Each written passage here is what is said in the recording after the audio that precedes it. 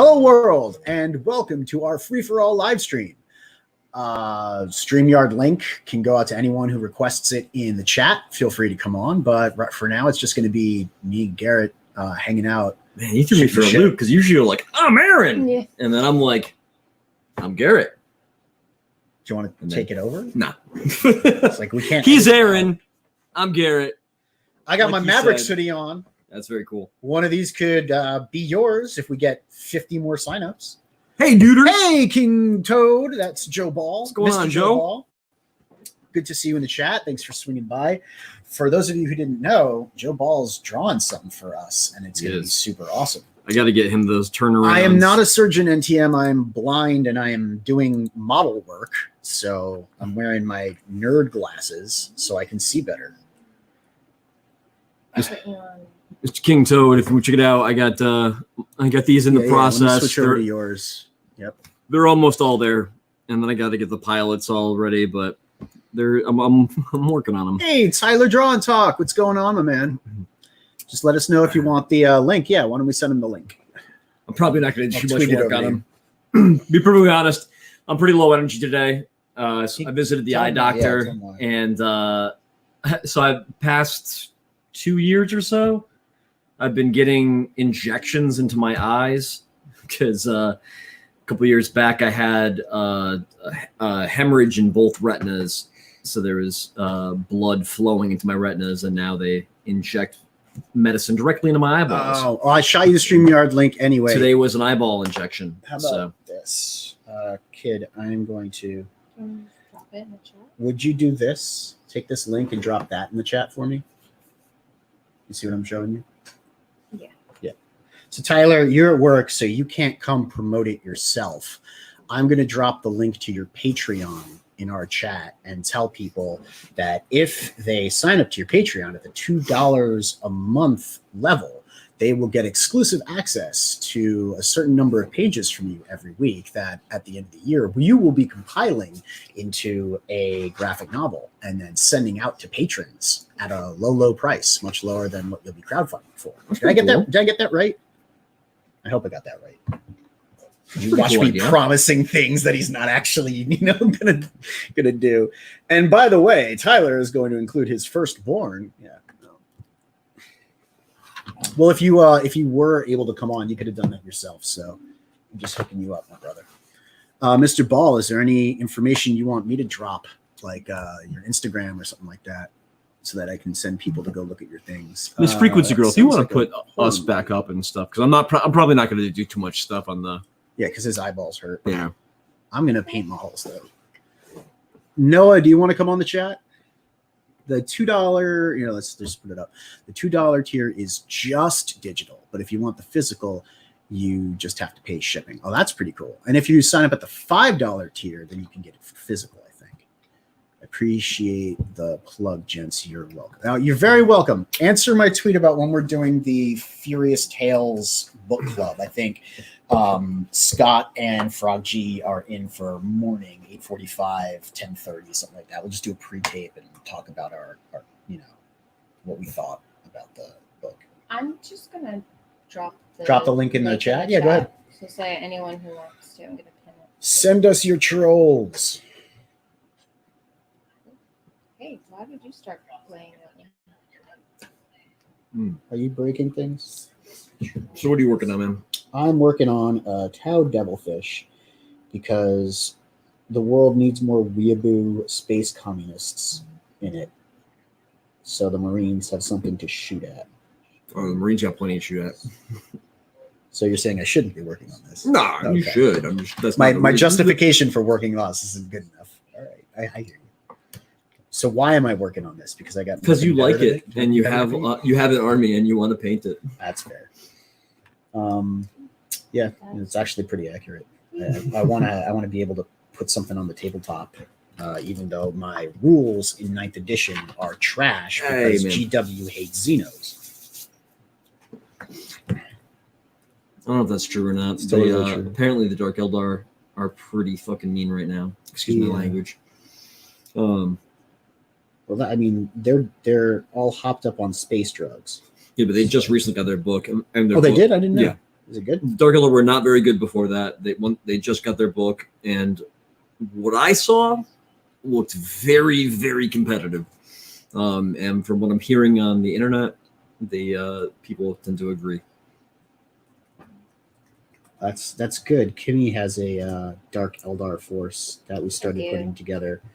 She was enjoying putting mohawks on them, and we were talking about once upon a time doing a hair metal band or power metal band. They were replacing their splinter rifles with like electric guitars and stuff. We could probably figure out how to do that. It'd be interesting. So yeah, we're trying a different format right now. We're trying to do a little bit. Hey, Mr. Joe Ball, let's drop. What's going on? What's up, dude? How's the day treating y'all? Not too bad. I mean, Garrett did get a syringe in the eye, so he's kind of out of it a little bit. That sounds absolutely terrible. It's a once a month thing for me. Oh my god, dude! That's like so now. If you're, let's say, for example, don't take this personally, females. If you're around like your wife or your girlfriend, and they're like, "Oh, my period once a month, it's so terrible." You're like, "A dude sticks a needle in my syringe." I'm not going to compare that. No. Honestly, it's not so bad. Garrett gets healthcare, right? Exactly, right? Yeah.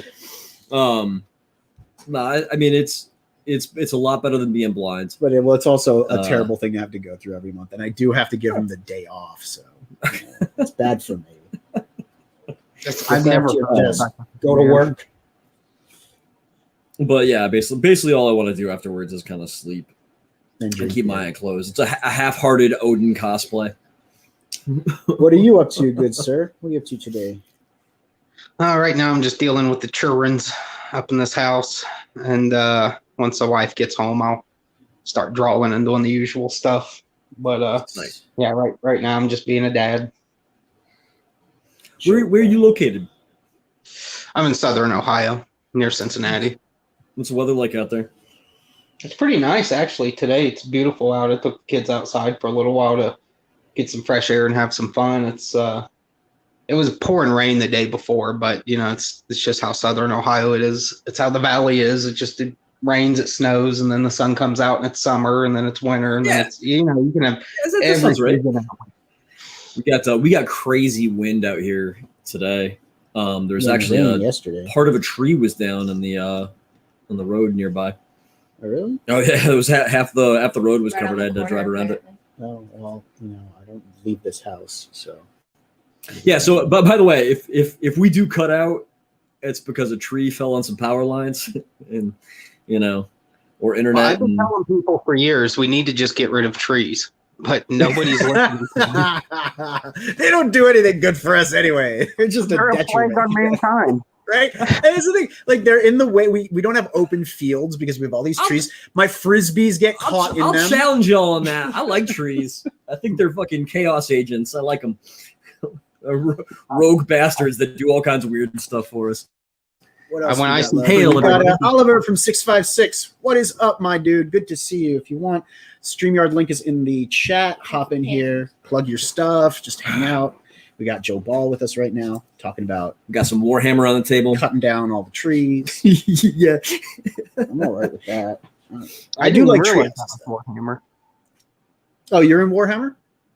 I mean, I'm not like super duper into it, but I'm vaguely familiar. I owned 2 comic shops at one point, so like, you cross bridges on a lot of things, even if you're not interested in them necessarily. Absolutely, it's true. You get like D&D players up in there, Friday Night Magic, trying to keep the store alive. I hear you. Do you do any like model building or painting? Occasionally, I would do something on like a Gundam model, or like I get into doing custom toys, stuff like that. I just recently, me and my biz partner Shane Mess, we got some cast and mold materials, so we're gonna take a stab at doing some action figures and see if we can handle it and make it work. Because it's a lot different than having a Chinaman with a giant steel block mold squirting liquid hot plastic into it. Like it's just a different. It's harder to mass produce, I guess is what I'm trying to say. Yeah, you know a lot about injection. I actually used to work for GW. Well, I mean, I also did some messing around in like custom action figures and stuff. Hey, Juke Joint, how you doing, my man? Click that StreamYard link if you want to jump in the chat, or or in the stream, or just hang out in the chat. It's good to see you. So Joe, are you guys doing like resin pours and like a pressure pot? Yeah. Nice. Exactly. You called it. Shane's messed with it a little more than I have because the equipment's at his place at the moment. I haven't gotten real deep into it yet, but I'm sure once I get my hands dirty with it a little bit, I'll catch on quick.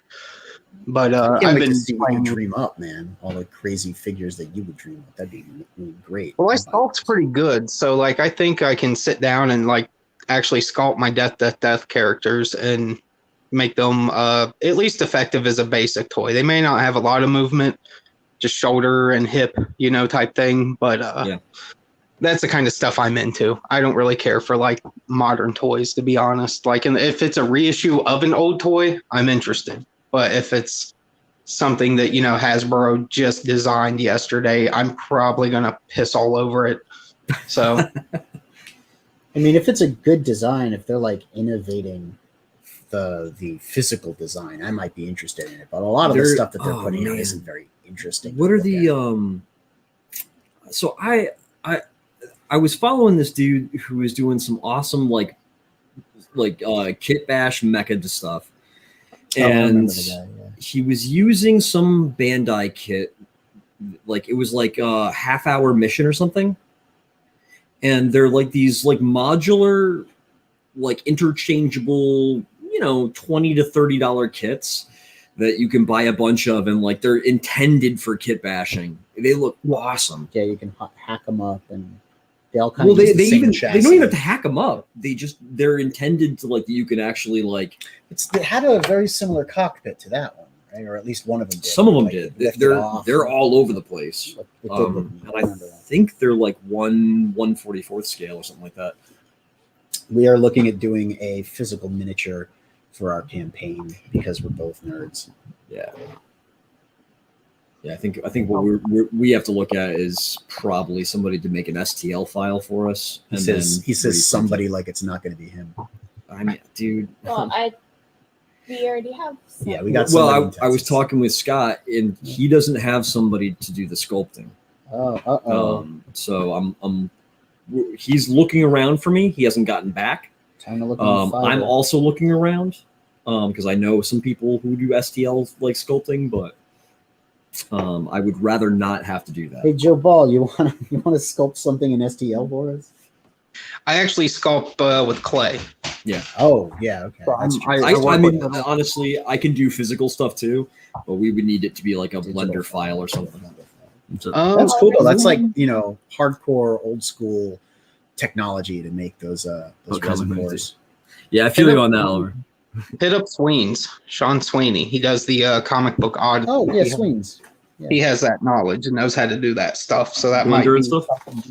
Yeah, that might be in his wheelhouse for you. He actually used to work for a company that dealt just in like licensed products. So he's used to doing 3D print files and all that kind of stuff. And nice. Hey, Juke Joint, what you drawing there? You got a Superman?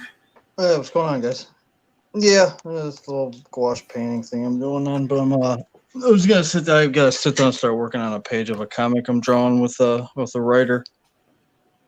So I figured I'd hop on and say hi. How you guys doing? We're doing very well. Doing all right. All things considered, we're just kind of chilling out, taking a break from the usual format of having people on to do one-on-ones and talk about their stuff. Yeah, we kind of did it randomly at the end of March because we were supposed to have Jake Twister on, but he got sick. So we called it free for all, and it was just a lot of fun. So we're like, oh, why don't we do that at the end of the month every month? Start doing that. We're like I said, we're going to try and change up our format a bit. Yeah, Aaron was like, "Do me a free for all graphic," and I did. And then we looked at it, and the words "free for all" look weird, separate from hearing the word. They're great to hear. They make they're terrible for a graphic. So like graphically, when you write out "free for all," it's just not appealing. So Garrett came up with Slamboree. I mean, you could probably make it good, but my graphic just ended up looking like a sale for couches or something. So I thought up Slamboree, which is just goofy.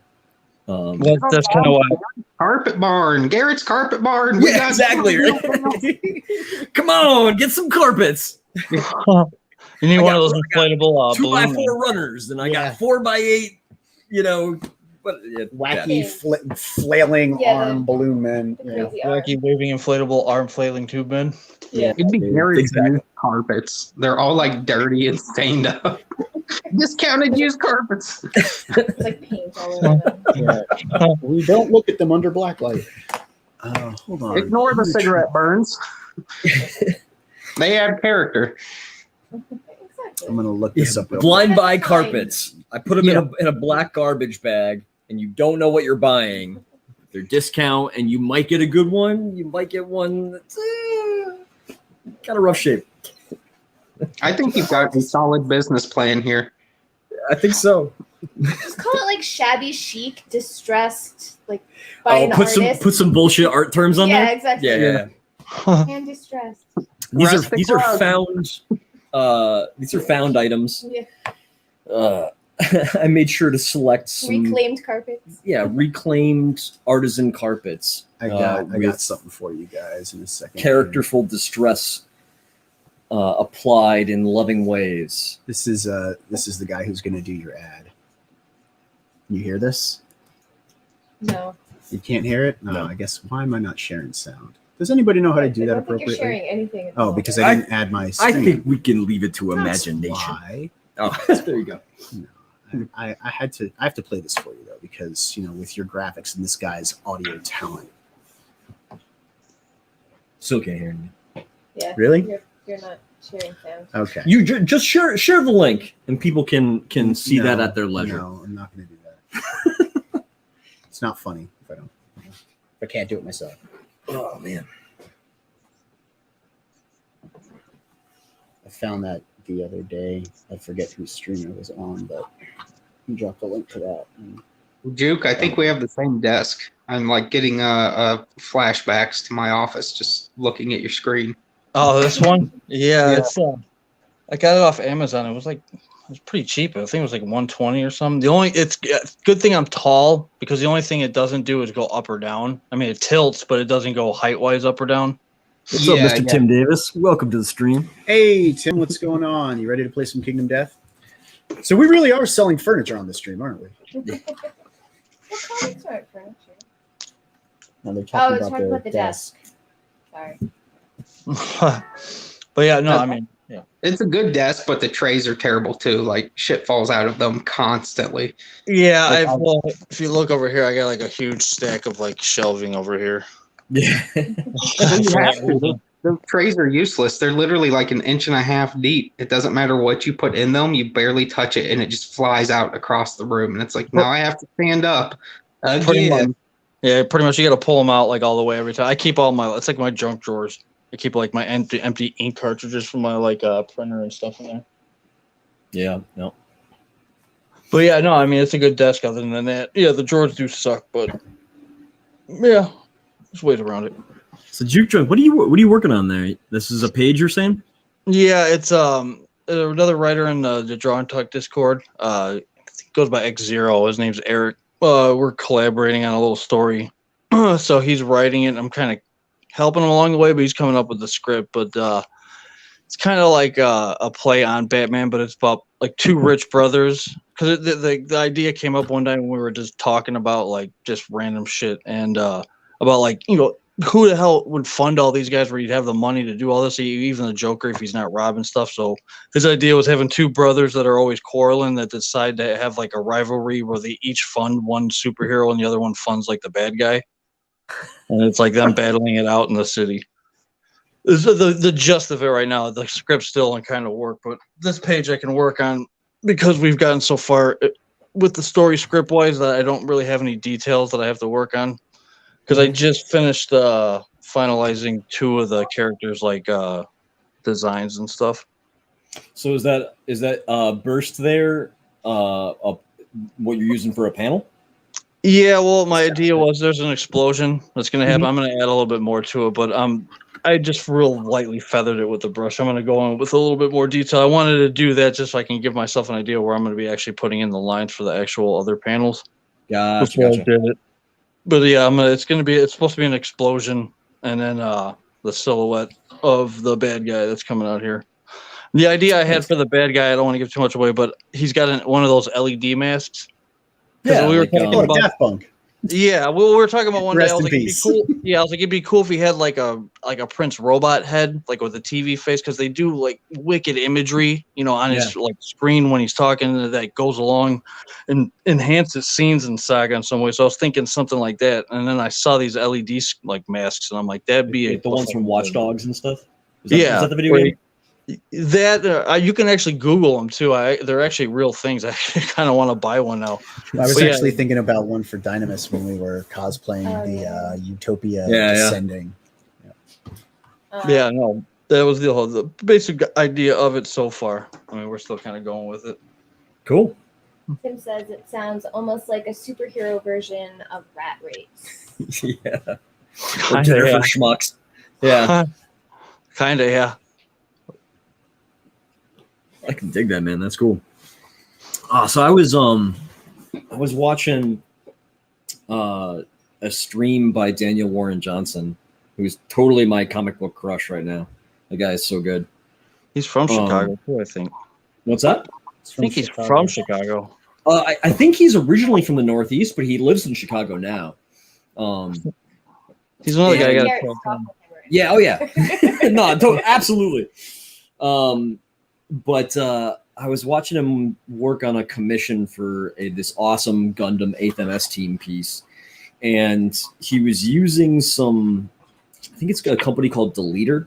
They're basically like manga screen tones, and it's like an acetate sheet with a pre-printed kind of like. This stuff. What's that? Well, this is the ink. This is the ink. This is Deleter ink. That's what I use.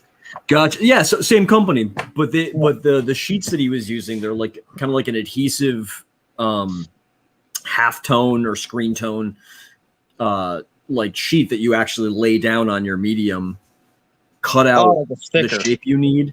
Yeah, like a sticker. Yeah, dude. And then you can work over top of them, or you can even like go in with an X-Acto blade and like scratch away parts of it. So like if you wanted to kind of like work in reverse, you could like lay down like a heavy dark tone on a character, and then you could remove that to expose the white again. Yeah, exactly. So I mentioned this to Leroy. He said it sounds like weeb stuff, and I was like, you're gonna have to watch Dude, Garrett no, do it's it. so good. You're gonna have to watch him do it. It's gonna be detailed. Here's the thing, manga gets away with black and white because they use things like that, and it's easy to read. Old like indie comics that don't have that are just strictly black and white are tough to read. That's the thing, like with Joe Ball's work, Mr. Master of Lines. Oh yeah. Conqueror of you know what I say? You're having a problem with the picture. Add more lines. Dude, yeah, right. He's like, the thing is like, well, not everyone's a madman like you. He uses so like the hatching and stuff to provide like dark. Oh yeah, no, your hatching is crazy and amazing. But he works in black and white and looks incredible. Yeah, but not everyone's got time to be doing that much fun. That's the thing. Like everyone knocks on manga because it's like, oh well, it's in black and white and the detail isn't always there, and it doesn't look like our Western stuff. But I think that's what you're trying to go out there and prove wrong. Because if you look at Daniel Warren Johnson's stuff, well, I mean, honestly, stuff of like a dude, I was gonna say there's plenty of manga out there that's amazing. Yeah, I think the catch is it's like there's people forget that like in Japan you have something for everybody. Yeah. So we look at manga in a very general manner when really we should be breaking it down when we're talking about it to like, this is specifically for adult men, or this is for little kids, like young boys. This is for little girls. Like there's tons of stuff with different scale and different level because Absolutely. it's so popular that they can sell something to even people that are probably not interested in it or too young to even buy it, but their parents will still get it. Like Japan's just got print figured out. You know, they've kept print important, and yeah. Absolutely. I mean, that's one of the reasons why they crush like sales. Is they're giving people what they want, right? Yeah. Conqueror of cross hatching. That's what I call it. Conqueror of cross hatching. Yeah, master of lines. Conqueror of cross hatching. All right. Hey, Mo Gaze Biggs, upon his chat. work, see and tremble. Mo Biggs. Hey, Mo Biggs, what's going on? Good to see you. If you want, you can hop into the stream using the StreamYard link in the chat, or just heckle us from the cheap seats in the stands. Either one is good. Glad you're here. I've got some friends over in Japan. They're not Japanese. They're Americans that live there. But what? I'm sorry, guys. No, it's okay. The little one's begging me for candy. Aaron does that all the time. So. Yeah, it's not as cute though. It's true. Yeah. But what I was gonna say was, I at one point I had one of my friends, because he ghostwrites on for some publishers over there. You know, he has like a fake Japanese name and everything. But he took some of my work to editors there, and they're like, "Yeah, send him on down. We'll find something for him to do." And I thought, "Oh, sweet, someone actually likes my work." And then he told him I live in the States, and they just laughed and threw my portfolio in the trash and said, "We were just being nice because it's you, like because it's your friend. We're not messing with this. Are you insane?" So, yeah, they didn't really like it. Is my point. So they definitely have their own ideas of what is good and what is bad and what is appropriate. Oh, for sure. I mean, like they also treat their mangaka like garbage, in my opinion. These guys have to stick to these crazy schedules. They barely have time to sleep. They're like, enslaved. Yeah, I think the upside is that they experiment with some radical ideas about comic making compared to what we're used to. The downside is that they're very dedicated to how they put things together, and they don't, it's not radical over there, and radical ideas over there don't fly. We have the benefit that we can look at manga, we can take some things that work or things that they've tried where you go, yeah, I want to copy that.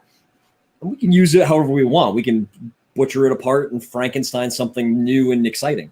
You were just talking about how you feel modern comics with the current influence from manga are sort of like a fusion of the traditional Western comic, the European influence, and manga underpinnings. Absolutely.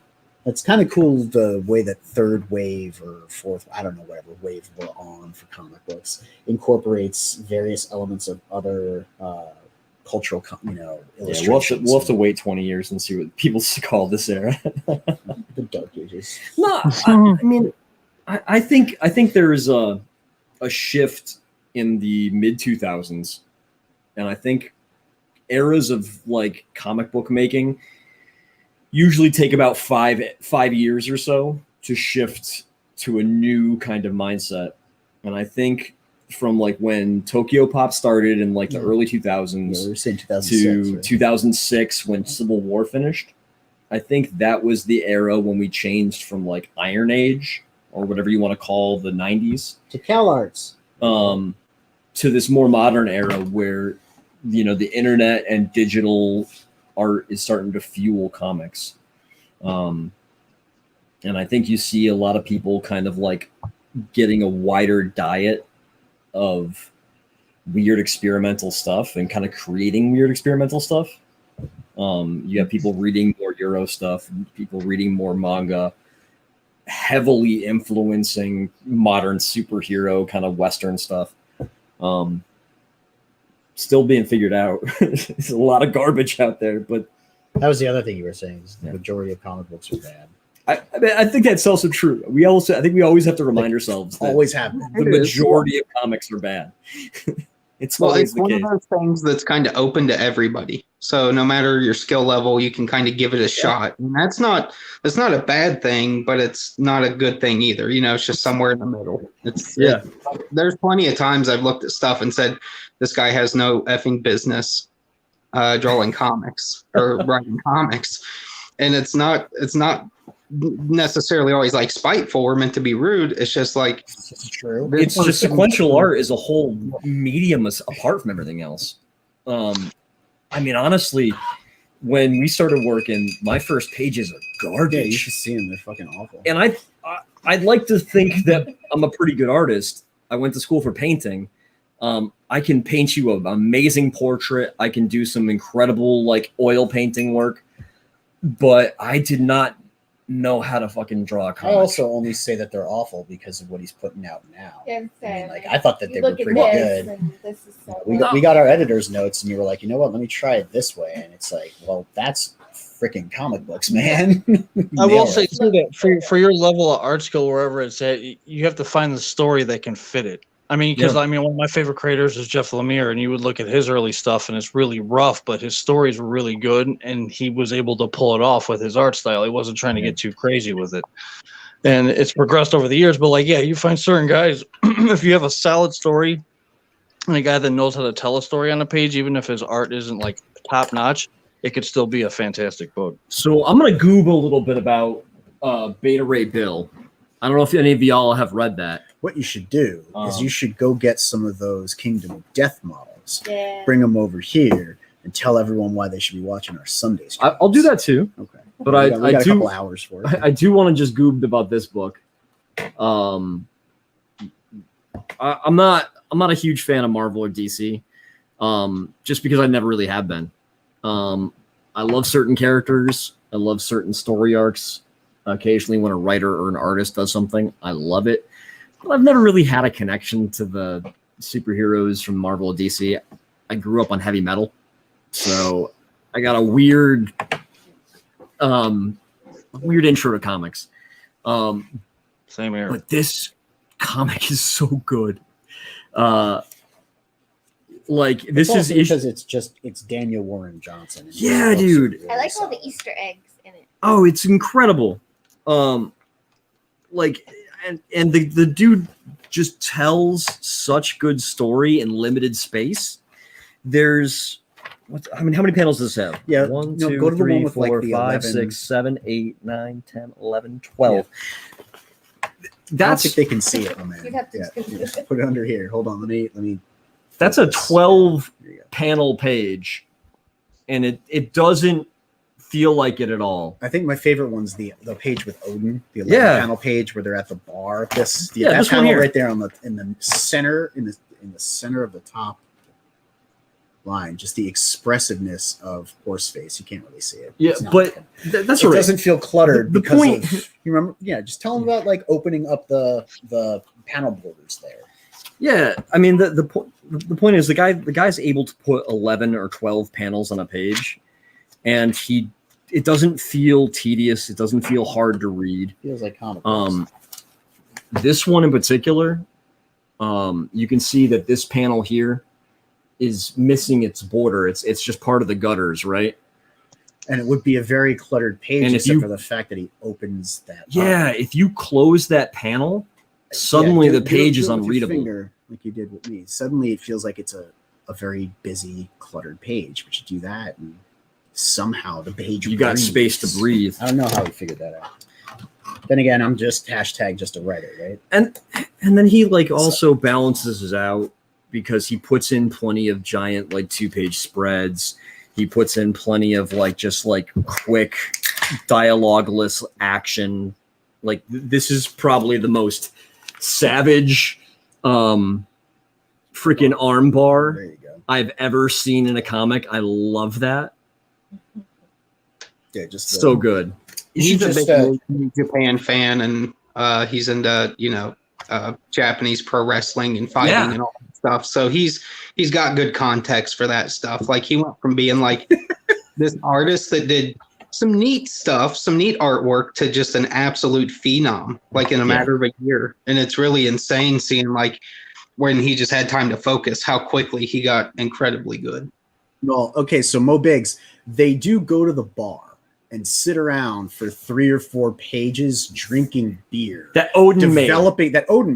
Developing the plot for the next insane visual 2-page spread. So yes, it is still a Marvel book. They sit around eating and gabbing like women, except they do it correctly. Telling him that he has to go. It's possible to do it the right way. He needs to retrieve the demon sword Twilight from Musafai. And then you get this phenomenal page turn into this like 2-page crazy beautiful colors. It's like they're looking down into the depths of hell. There are these crazy space turrets. So much good stuff happens in this book. There's things that I did not talk about that are revealed that are exciting.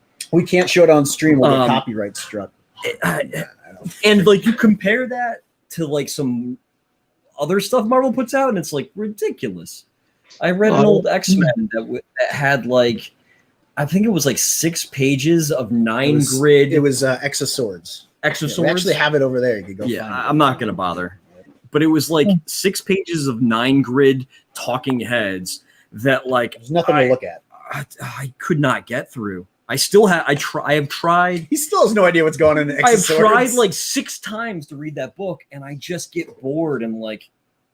You must hate Tom King. I don't know a lot of people that don't. I know. Tom King hates himself as much as we all hate him. There's other things I'd say, but I don't want to be like completely rude. That's also Beta Ray Bill's also an Image crossover, whether you know or not, because there's Murder Falcon in there, hanging out in the little Easter egg. Oh, nice. So. There were a lot of Easter brothers, eggs. my baby woke up. I gotta hop off here and go see. Sorry, I woke up your baby with my cackling. If it's a diaper, if it's food, God knows what. But Thank you for hanging out and hearing us just kind of go off. Oh, thank you for having me, guys. I can talk shop all day, so I can get carried away very easily. Excellent, man. Apologize to your baby for me. Oh, she don't need an apology. She's a effing.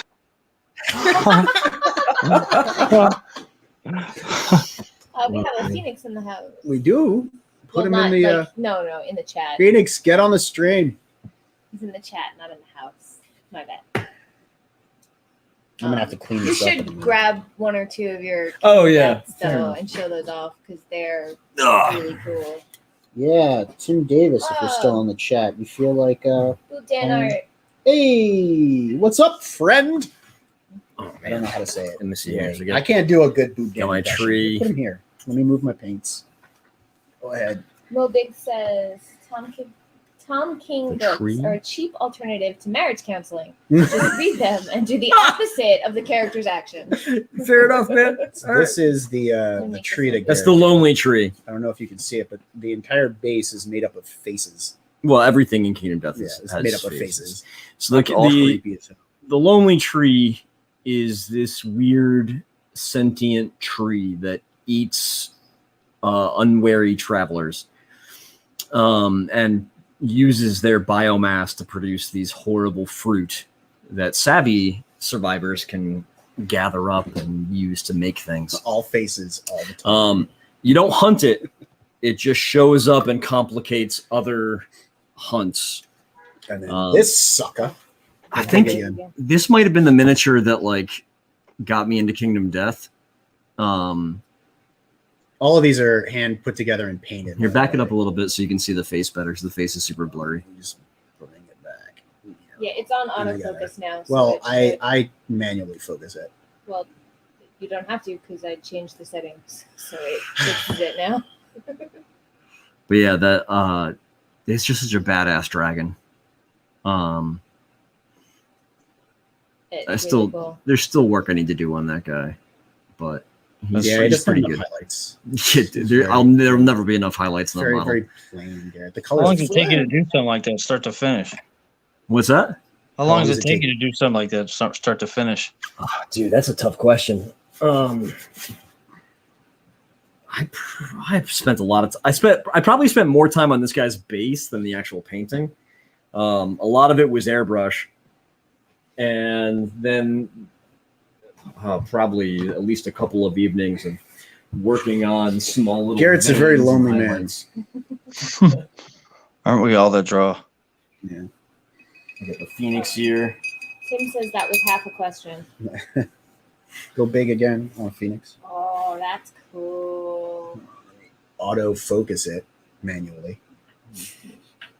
Show off some of the adventurers here, maybe. We'll see if that works. I don't know if I'm doing it justice with its face. I missed this in the chat. G Stu says the last Marvel book I got was back in '93. Oh, Well, which book was it? And hello, G Stu. Yeah, hey G Stu. I dropped the StreamYard link in the chat too. Yeah, it's So if you wanna pinned. come on. So if anyone wants to jump in and I also put it in the Red Valkyrie chat, so you never know.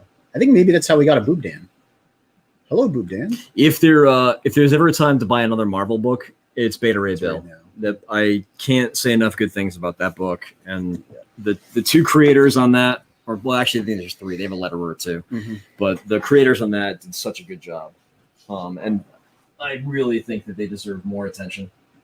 Yes. And to be perfectly honest, if they get more attention, it's more likely that Marvel's going to put more books out like that. Which would be great because then we won't have shit Marvel anymore. G Stu says it was Sabretooth #1.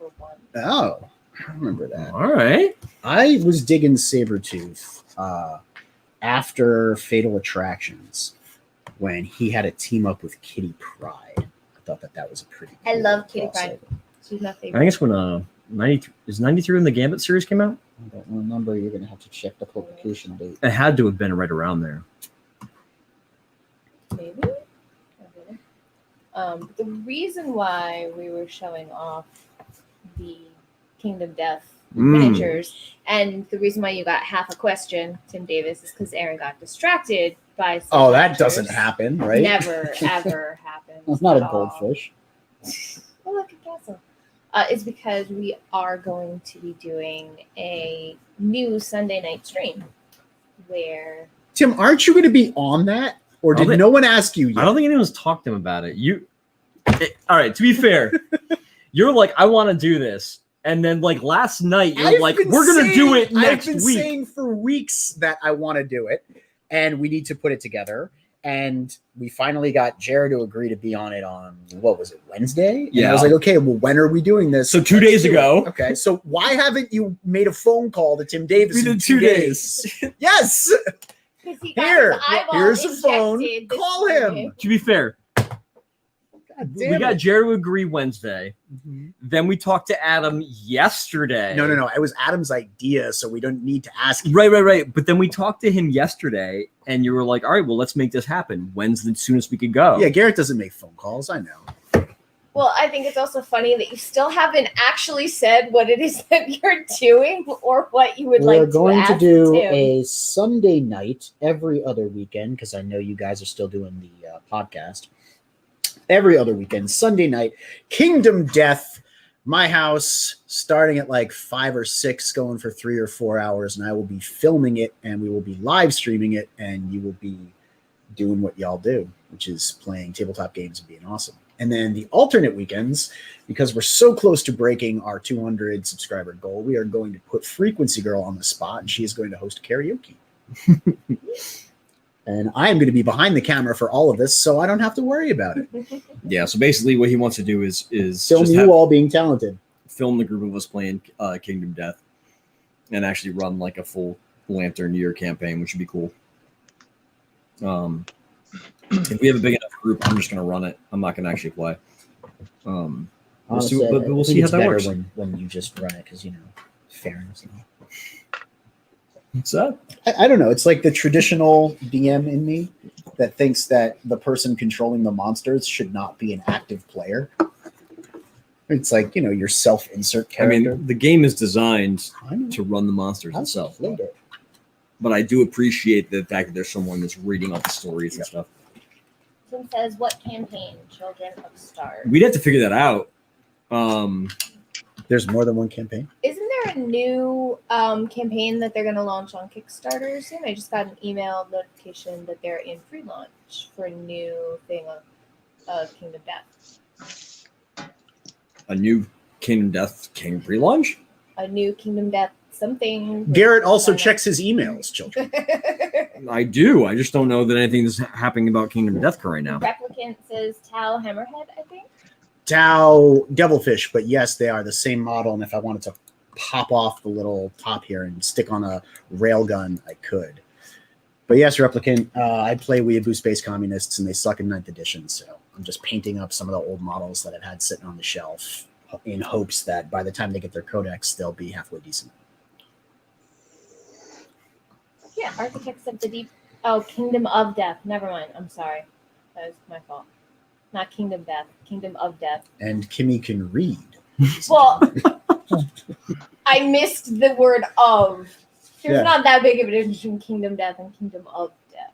So. To be fair, I think that the full creators title, of Kingdom Death would say that the there full is. title of the game is Kingdom Death Monster. Gotcha. So the abbreviation is KDM. Stop shaking my table. Oh, a Replicant, if you want to see Stop being something weak. cool, I put this together. This is my current Riptide. We did some dynamic basing on him. We, broke his legs and repositioned them so he's running in a exciting way. And I've got his arm pinned here so that I can, because I changed the way that the ball joint in there is positioned, so I can put it back so he can be like running. I think I'm gonna have it like this. I'm gonna put the head looking that way. I'll work on the head a little bit later, but I needed to put an ion accelerator together. Mobig says, to be fair, Kingdom of Death sounds better. Thank you. I appreciate you having my back, Mobig. Replicants is awesome. Yeah, there are multiple different campaigns. I would be interested in doing Kingdom of the Stars or People of the Stars. I think I'm going to leave it up to the group should probably decide. At the same time, I know you want to start it soon, but the Kickstarter is right around the corner. That's great. We're starting it next Sunday. You heard it here. Yeah, I suppose that not this Sunday, next Sunday. The Gambler campaign you guys are working on. What's that? No, Kingdom Death is an RPG tabletop game that uses those miniatures that we were just showing you: the Phoenix, the Dragon, the Tree. It's out of a book. It's not even an RPG. Okay, you know what? Fine, you explain it. It's so hard to explain. All right, it's a wacky game. It's like one part dungeon crawl, right? Like you have 4 people controlling heroes, and you're trying to take down a monster. Then when you defeat the monster, you like draw resources and use those to build a settlement. So it's like part civilization builder. And while at the settlement, you actually get to like manage all of your heroes. You can actually have them like have children and like start lineages. You get to make decisions about how their society forms. What's that, G-Stu? Well, I was saying, if you guys ever play ActRaiser for Nintendo growing up? Or was it Super Nintendo? There was 2 of them, but it reminds me just like that. It was like you go into these places where demons are infested, you kill them all, and then like you build towns in these areas. And I mean, what you're saying is a lot more expansive, but I don't know. I just got that vibe. I didn't know if you guys played that growing up. I'm a 80s kid. I don't think I did. That sounds awesome. Exactly like what we're talking about. Yeah, it's called ActRaiser. Mobig says, why not People Stars? People Stars? Well, I haven't played through the campaign, so I can't say that doesn't happen in the campaign. So we're not putting past people being crushed up, made into stars. And the put into first the sky. decision that you make when forming your settlement is either graves or cannibalism. That's not necessarily true. Okay. That's the first time someone dies. Okay, the first time someone dies in your campaign, you have to decide whether or not to eat them or bury them. I love that. And that decision will determine what type of settlement you have from then on. Mobig says, super. Yeah, it's great. You get to watch them make that decision. And Yeah. oh, you know what we should do? We should. Oh, what did Tim say? Hold on. Fraser didn't have boning to my recollection. First he said Aaron is running everything, and then he said it's a resource management and monster hunting in a nightmare world. Tim summed it up in a sentence. Of course, because he's not us. We should let the chat be able to weigh in on some of the decision making too. I think that would be fun if the chat can kind of like influence some of the settlement phase decisions. You say that now. I think it's going to wind up with a settlement being called like Homeboy. No. Terrible name. You are going to wind up with a horrible settlement. I am behind the camera. I'm watching you come up with a horrible settlement. All right, so sorry, Mo, that was my bad. The super that he said before was out of context. When they were asking, it was on about if Super it was Nintendo. on Nintendo or Super Nintendo. Yeah, Mo does not endorse on this Nintendo. board game playing foolishness. Tim says no, and Mo says you don't want to give me that power. I do want to give you that power. Like I said, I'm not playing. I'm controlling the camera. I want to watch their faces when Mo decides to make everyone cannibals. I was a fan of Negan in Walking Dead, so. I never watched Walking Dead. See, I won't be playing this game because I'm not good with horror bad guy things. I'll say this: like, he's one character I've never thought I'd see a character who is more connected to the F word than that character is. Like, it's like a part of his soul. Like in the comics, taking away the F word from him in the show. I mean, Jeffrey D. Morgan was all right, and I stopped watching at a point, but it kills it. It's like there's so many hilarious moments that Negan has because like he drops a subtle F bomb in this moment that you're just like not expecting. Nice. Completely agree. Oh, so you think I should do all of the detail work before I do any of the highlights with that, right? So you should put all the gold on. I would. All right, fine. Yeah. Fine. You win. You know better. Well, I think that you're going to have a better idea of what you need to do. Where did my paper towel go? Oh, I wiped up some of the pigment, so you got to get a new one. Okay. Napkin. That's a napkin. Well, I mean, it works the same way. It's not super absorbent. But yeah, I guess we could do a People of the Stars campaign. Face is super absorbent. Let people make choices about our settlement. It'll crash and burn and die. And by the time that happens, no, Mo says Tim says out. no, and Mo says no. And because both of them are in the chat, I'm going to make the decision that the chat influences the decision that the chat can't make decisions. So all of the players could just also log into the chat. And here's what I'll say. I didn't say that it was a good idea. Here's what I'll say. Chat is tiebreaker. Okay, chat's tiebreaker. Because there's four people playing. They get 4 votes. Chat is tiebreaker. That's fair. Do like a poll kind of thing. That works. Yeah, I think the first time I played, when we first had children, you had to make a decision about whether to nurture them or to like brutally raise them as like survival of the fittest. And we chose survival of the fittest. You picked brutality. And the spoiler alert, it makes keeping your children much harder. And we pretty much killed our settlement because all of our children died off, and it was not good. So this take is care of your kids. That I kids. don't like. It is so weighted. Cannibalism is not as good as Graves. Graves has a much better mechanical application to inherit knowledge and skills. Yes, I don't like that. They need to balance it. This game's unplayable if you're a cannibal.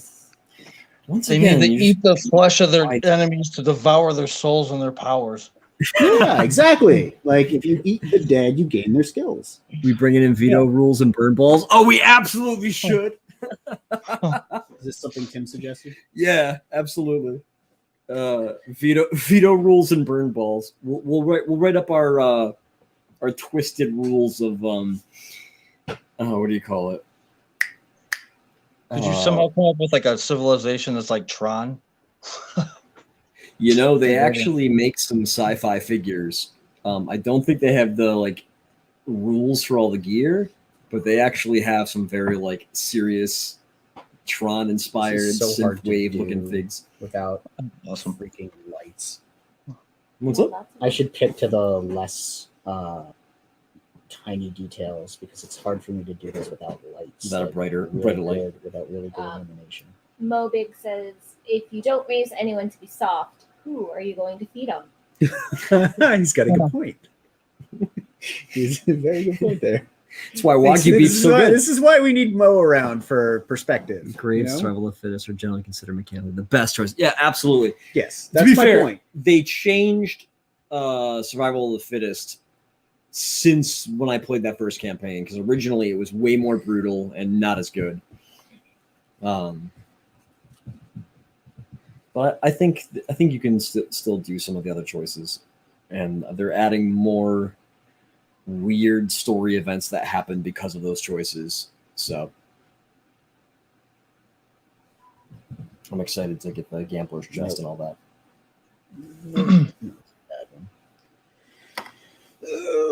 I really want to put together the Crimson Alligator.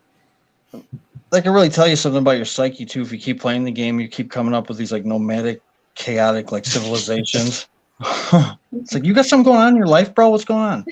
And you know, one of the cool things they did was they actually put like achievements that you can achieve after successive playing of the game, so that there's some legacy elements there that, like, if certain settlements like die off certain ways, it can affect future games, and like new cards and new strains of Survivor are added to the set. That's kind of cool.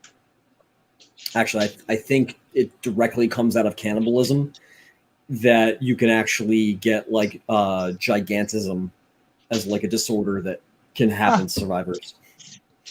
But you got to turn it into a strength in this world. Just step on people with your giant feet. I mean, that's exactly what it is. So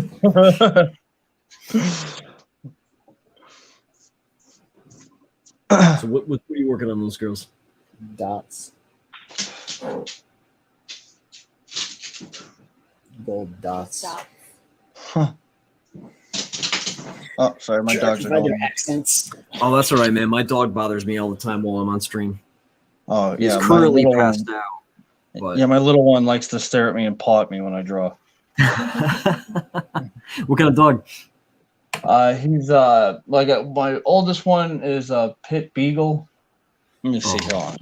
I'll show you. They're staring at me right now. That's Jambi. Oh, hey, Here comes bud. Gunner. And here comes the Gunner. That's the puppy. He's a husky lab and something else. A husky what and what else? Lab. Husky lab and I forgot what else they said. Like I got him in a weird way. This girl I knew wasn't supposed to have dogs, so she asked me to watch him for 6 months, and it's been 2 years. So it's my dog. So your dog now. Yeah, pretty much. Oh man, those are some good looking dogs, man. Yeah. They're so cute.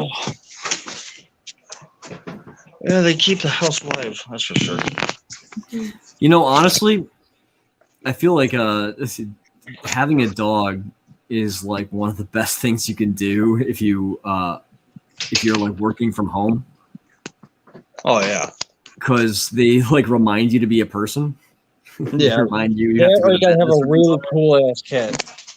Yeah. They remind you have to get up in the morning. They remind you have to go outside. People want to talk to you about your dog, so you end up having to talk to other humans. It's a good thing.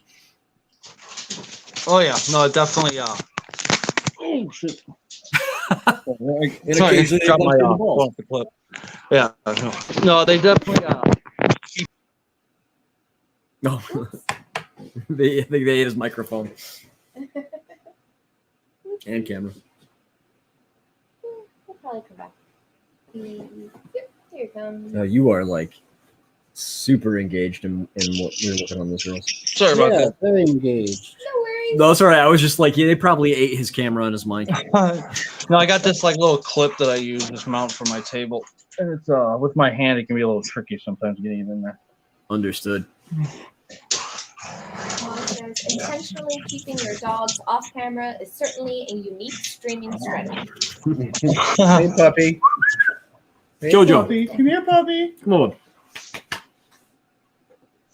He's just like, looking at "No, me from I'm the couch, sleeping." like he's like, "What do you I want?" do, Yeah. I do not dance for you. I will not perform. I'm sleeping. Let's see about You that. looking for treats? Yeah, we're up. I was just gonna say yeah. Say the T word. They'll be like, oh, okay. I know, right? Wait, I guess. is there a treat for me? All right, dude.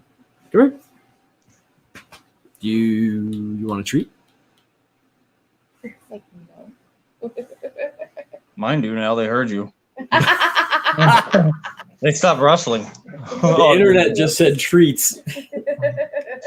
That means I get them. Exactly. Yeah, he doesn't want treats. He wants cat food. Oh yeah. Cat food and garbage. Oh, And there's a pair of geese that were living in the yard for a little bit, and they're still there. They come back. and they shat everywhere. He's like all about geese poop. They tend to do that. They almost had one run into my windshield this morning. What? Like he was on the side of the road in like a flock, and he came flying into the middle of the road, and like he probably missed my car by a foot. Oh my goodness. It's pretty awful. Terrible. Oh yeah. Yeah, would have. It's not as bad as a deer, but yeah, that would have sucked. Yeah. Oh yeah. There's no fun. No, I've definitely been T-boned by a deer. Oh, my grandparents had that happen too. No, seriously, I was like driving along real easy, coming home from work night, and a deer full on ran into the side of my car, broke its neck, and like I was sitting there like, what the fuck? My car was just like wrecked, and as I'm like waiting for the cop to show up because I wanted to get a police report to send to my insurance. I'm sitting there waiting like next to my car, this dead deer, and like nearby people who are living came out, and they're like, "Oh no, somebody hit the deer!" And I'm like, "Yeah, The deer hit it was me. me, and it ran into my car." He was a So psychotic this deer had deer. a death wish, and now, like, it was funny. Well, before I was born, I got a cabin way up north in Wisconsin, and my grandparents, I guess, were driving on our road, and it's a real country area, deep woods and stuff. And an 18-point buck came out, and this is the 80s too, so it's a steel car or steel truck, I should say. It came out, slammed into the passenger side, and tipped my grandfather's truck with my grandmother and him in it. And they were okay. And my grandfather was old school Italian. And when the sheriffs came into the report, he's like, "Can I keep it?" And he's like, "Yeah, I guess." He's like, "Awesome." And he kept it and he cooked it. He mounted its head on the wall. We're having venison stew for the winter. Pretty much. Take my car, I take your head. Yeah, pretty much. But yeah, they can do some damage. I mean, like I said, I tow cars, and I did one not too long ago. Some lady crashed into a deer, and oh, the smell, it's like burnt hair. It's like, I'll know it for the rest of my life, that smell. Okay, I'm here, everybody. You can relax. Who's saying this? Come on, Comics, get in mate. here, Dean. Hey, Dean. Come on, jump in, Come say on hi. in. I'm making a mess out of my freaking girls. I'm gonna have to repaint. So then paint something else. I'm telling you what to do. Mo says, if you didn't dress it quickly enough, it probably wasn't worth eating. Bye, Tim. 'Cause I'm out. You take it easy, my friend. I'll talk to you soon. Bye. I'll see you next Sunday, Tim. Actually, I'll see him Tuesday, won't I? Yes. Yeah. I'll see him before then. Hey. We got a comics We mate. do not. Oh, we do not. We have something else.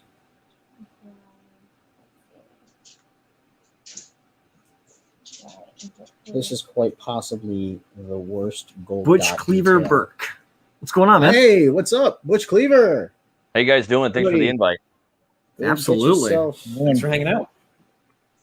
Yeah, it's just oh, I'm sorry, what was that? No, I'm sorry. Go ahead.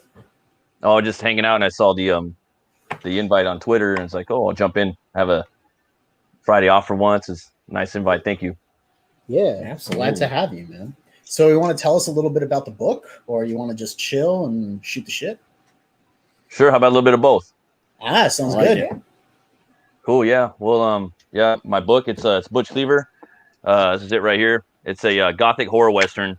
So maybe if you're into like, Spawn, Batman, Swamp Thing, Jonah Hex, you might like it. It's about this brutal butcher who gets killed and he's brought back to life by a voodoo curse, and that curse gives him the power to weaponize bone on a molecular level. So he tries to use that power for revenge, reckoning, and possibly redemption.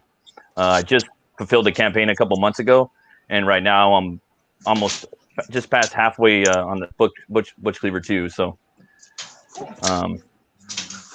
that's a little bit about the book right there. I'm Sounds gonna bring it up. You do all the Indiegogo and take a look here. There we go. Here's Butch Cleaver. I think we. I'm sorry. What? No, so you do all the art and everything on that? Oh yeah. That's awesome.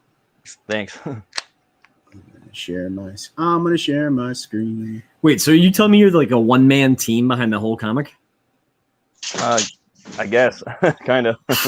Dude, that's brutal. So is this in demand right now? Yeah, it's all profit though. I wish. Yeah, I just take that and put it into the next book. Is this in demand right now too? Is that what I'm seeing? Yeah, it's actually in demand.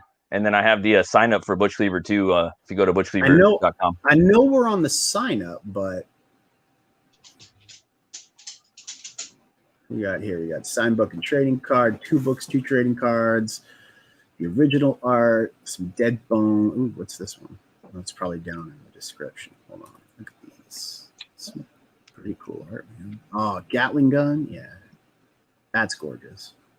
Yeah, he's basically like murdered. He's this butcher in this fictional town of Oubliette, like this gothic like horror town with cathedrals and saloons and Viking meat halls and such.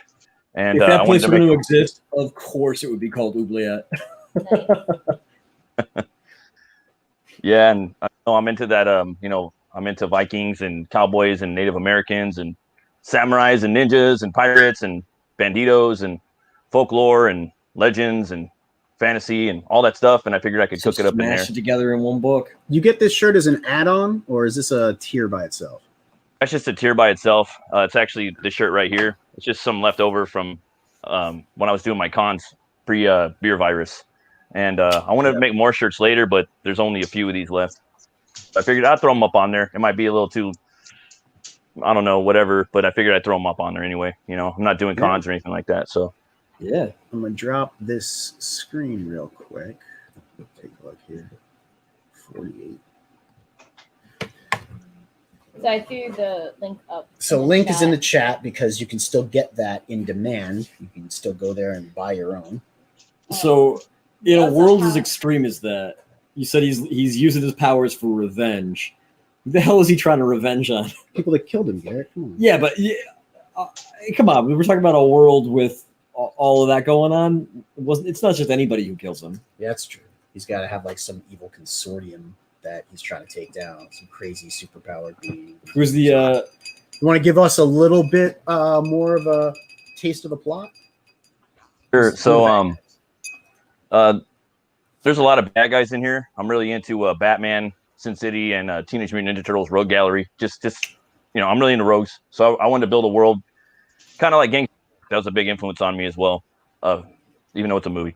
And one of the main guys in here, I'd say, is the Voodoo Doll, and he is a preacher pimp. So if you go up to his establishment, the front of the house is a church, and the back door is the dollhouse. It's a bordello. He also has a voodoo doll of everybody he does business with in town. So if you step out of line, he pulls out the voodoo doll of you and turns you into a cactus or a pincushion. If you don't follow his. I could dig that. That seems like an appropriate fucking villain. Do I need bigger dots on these ankles? Not everybody has dots on the ankles. You're fine. I don't like them. They're gross. They're misshapen, oblong. The base is going to be you're going to put a wash on that. I'm going to put, and then the base is put the earth, whatever it's called. But what I'm saying is, you're going to put a wash on all the metallics. Mm-hmm. The bases are going to have all kinds of earth on it, pigment that's going to get all over the legs. You're not going to notice any little mistakes. Don't worry about it. Sure. So you got the Butch Cleaver sign up 2. or sign up for Butch Cleaver 2. I can speak. Going on right now. What is your plan to go live on that campaign? So I'm going to go live. I just figured it out about a week ago. I knew it was going to be July, but it's going to be July 9th. Yeah, I'm going live that day. 9th? Yeah, it's going to be almost. Oh, awesome. Yeah, my birthday's the 11th, 7/11. So I figured I'd do it again a year from the last time I launched the first book. And this one's going to be the sequel, and it's also going to be an origin of Butch as well. So you're going to see where he came from, what makes him tick, why he is who he is. And, I was going to hold it off, hopefully, if I was lucky for 30 years. But, I kind of want to do that now. Absolutely. Yeah, What's up, Dean? Ain't no reason. Good day, guys. Hey, Dean, thanks for Did jumping you check in. your text messages? No. How How you doing, Dean? How's it Yeah, I'm going? doing good. Hey, Just thought how's I'd it jump going, in. Yeah. When I'm are you cooking. getting yourself a webcam? Soon. I Once need the to see embrace that closes. beautiful face of yours. Haven't you seen my memes? I make GIFs and memes with my actual face on it all the time. Is that the one where you're upside down wearing Kimosabe's hat? No. That's not even a joke. There really is GIFs and memes going around with my real face on them. But I just don't have a webcam. Like, I will get a webcam eventually, but I'm broke. I'm just a poor broke Australian. So I'm broke with a book that's crushing 10 grand. yeah, but I don't have any of that until the campaign actually closes in a few hours. But 8 you know, hours. Oh, no kidding. yeah, 8 That's cool, hours. Yeah. Today's the last day. We're doing a closeout on Bancrofts later on.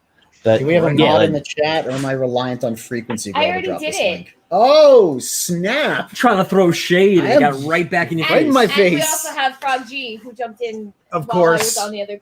Frog G is The awesome. most badass amphibian. hail, Frog G. Oh, Frog G. Thanks, brother. But I did say it's the final 8 hours of the embrace. Go grab your copy. It's a suit made of ghosts. What else do you need to know? Yeah, we got to get one like, Thanks for that. last chance to get revenge or something like that, right? Did you check your text messages? I'm working on it. Okay, hurry up. There's a lot going on in the chat, so I want to make sure we stuff it Another over. beer? Yeah. Take 10 We have minutes, a- not even 10 minutes. Take 10 Don't seconds. let this to do book slip through your fingers. Yeah, I got my embrace. That book looks awesome. it. Sick. Can't wait to get awesome. Thanks, man. I appreciate that. Oh, absolutely, brother. Yeah, I loved it a lot, man. It reminded me of a lot of the things I like, the crow, the darkness. Just to name a hell few yeah. things. Artwork's fantastic. You're the artist, right? Yeah. I'm the D-Way. co-creator and artist, and Michael Oden is co-creator and writer. So Just grabbing some timestamps to recap some things so I didn't forget. Thank you for coming, D-Wag. If you want to get on the show, the link is in the chat. I heard that you got displaced by a crack rock the other night. We were all very worried about you, but it's good to see you back in top physical form on the internet. So what do you guys or what are you painting? I am painting Weeaboo space communists. I'm taking it easy for the night because I got a needle in my eyeball. Sorry to hear about that, man. It's all right. It's just like it's a thing I do with my eye doctor. I see them once a month, and I get treatments for my eyes. Still healing from a hemorrhage I had a few years ago. Damn, that sucks. Yeah. Better than being blind though. So, but Yeah, it also gives me a free day off, so I get to just kind of take it easy. So And drink beer. and drink beer. We don't have to have a guest on and ask them specific questions about their campaign. We could just have people come on, plug their campaign, hang out with us. We still let a guest talk about their Nice. campaign. But we didn't ask him like a million questions about his history in comics and his inspirations and all the other bullshit. Yeah, you avoided Aaron grilling your ass. I also didn't go dig into your past on social media to find out all of your secrets. Dean knows what it's like to get grilled, but we didn't dig into his past because he saved our butt. It was a by surprise True. too. I didn't get a Yeah. chance to dig into Dean's past, and once I did, I didn't want to tell the internet about it. Yeah, well, that was just pure luck. I was there that day, so, and I was happy to jump in. It was good. I think that was actually the first time that I'd ever spoken to you guys, over Yeah. stream, like outside of a chat. So that Honestly, was good too. that made me, aware of you and follow you and join your channel, and we became internet buddies. Internet It's an buddies. awesome Internet buddies. day. But now Jojo wants to play. Yeah, now he's awake and he's moving around. We woke him up to try and get him on camera, but now he's just playing. But I don't want to go on camera. I want to play. Cool. So you guys got a book coming out yourselves? Yeah, we do. We do. We've got a book called MAVRICS coming out. So there we go. I just backed Butch Cleaver for the featured tier and the shirt. So you're almost to 5K, right? 105. Oh wow, thanks, man.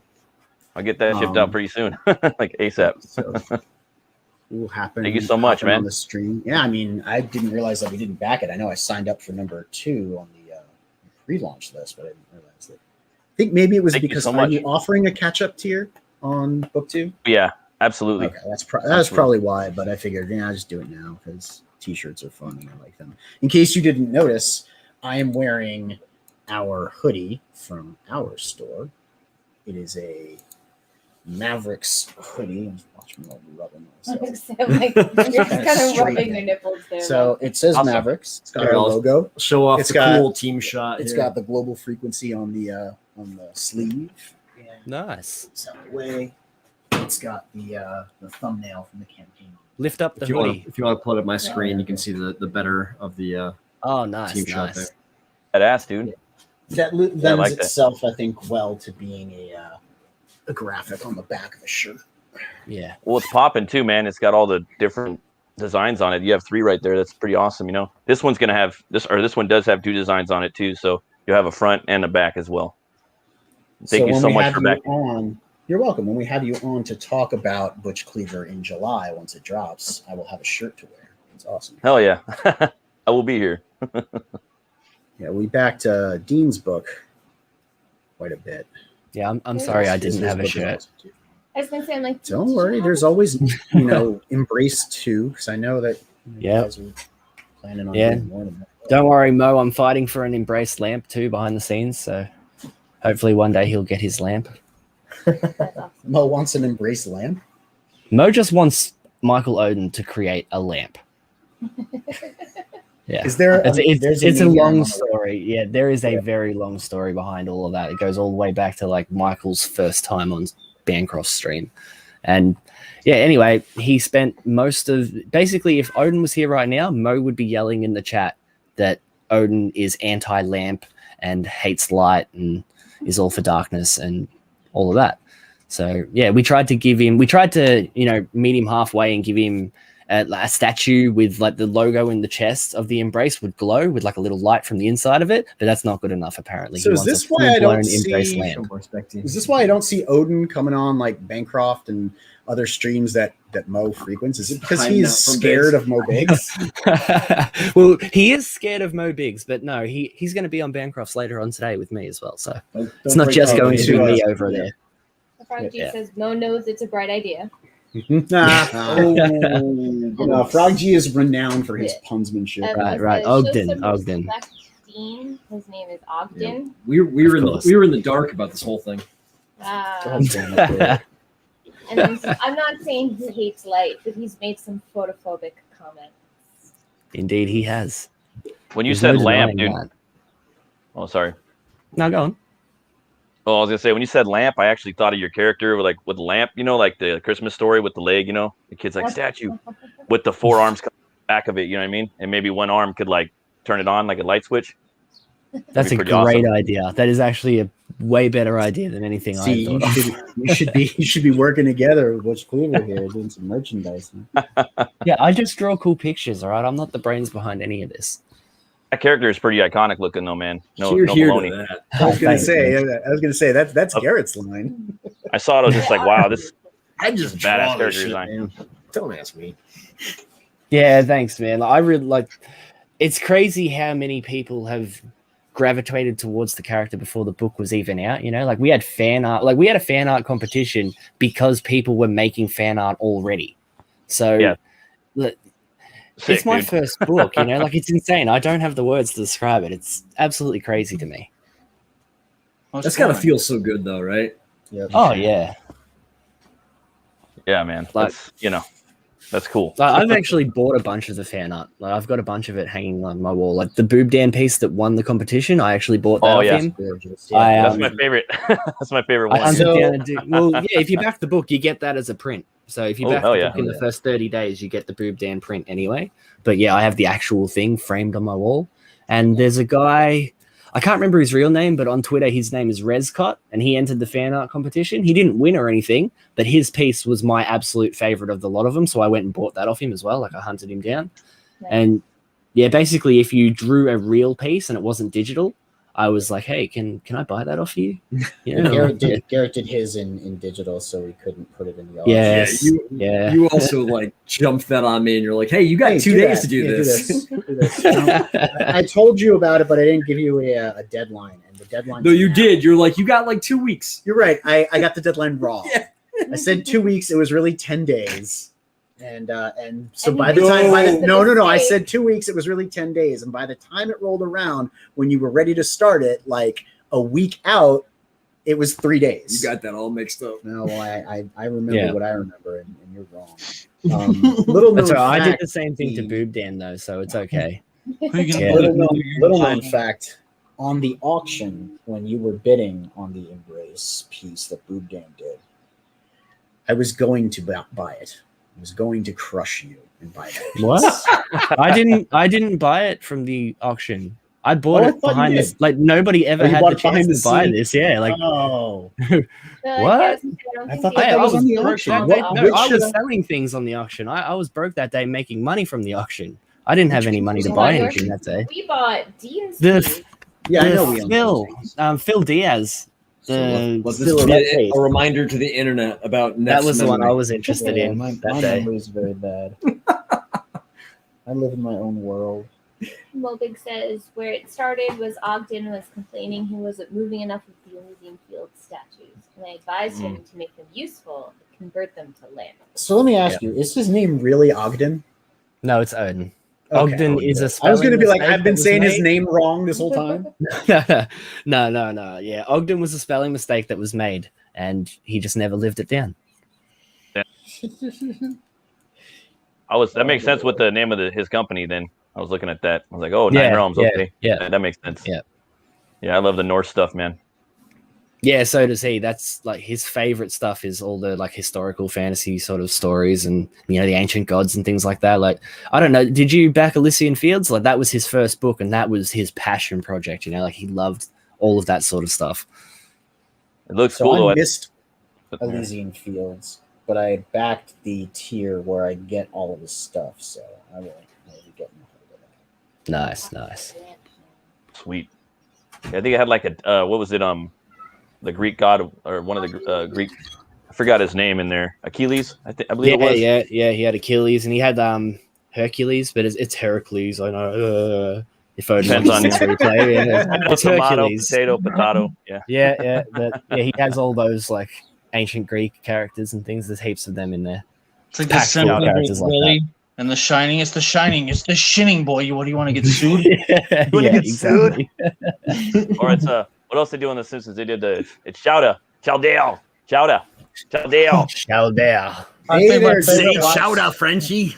My favorite line from The House, Simpsons is the Hockey pot in the smoking house. one, where they're like, Homer, we're glad you stopped smoking pot because we were going to have an intervention for you, but Lenny got alcohol poisoning at the planning party and almost died. And they all start fucking cracking up. Lenny, man.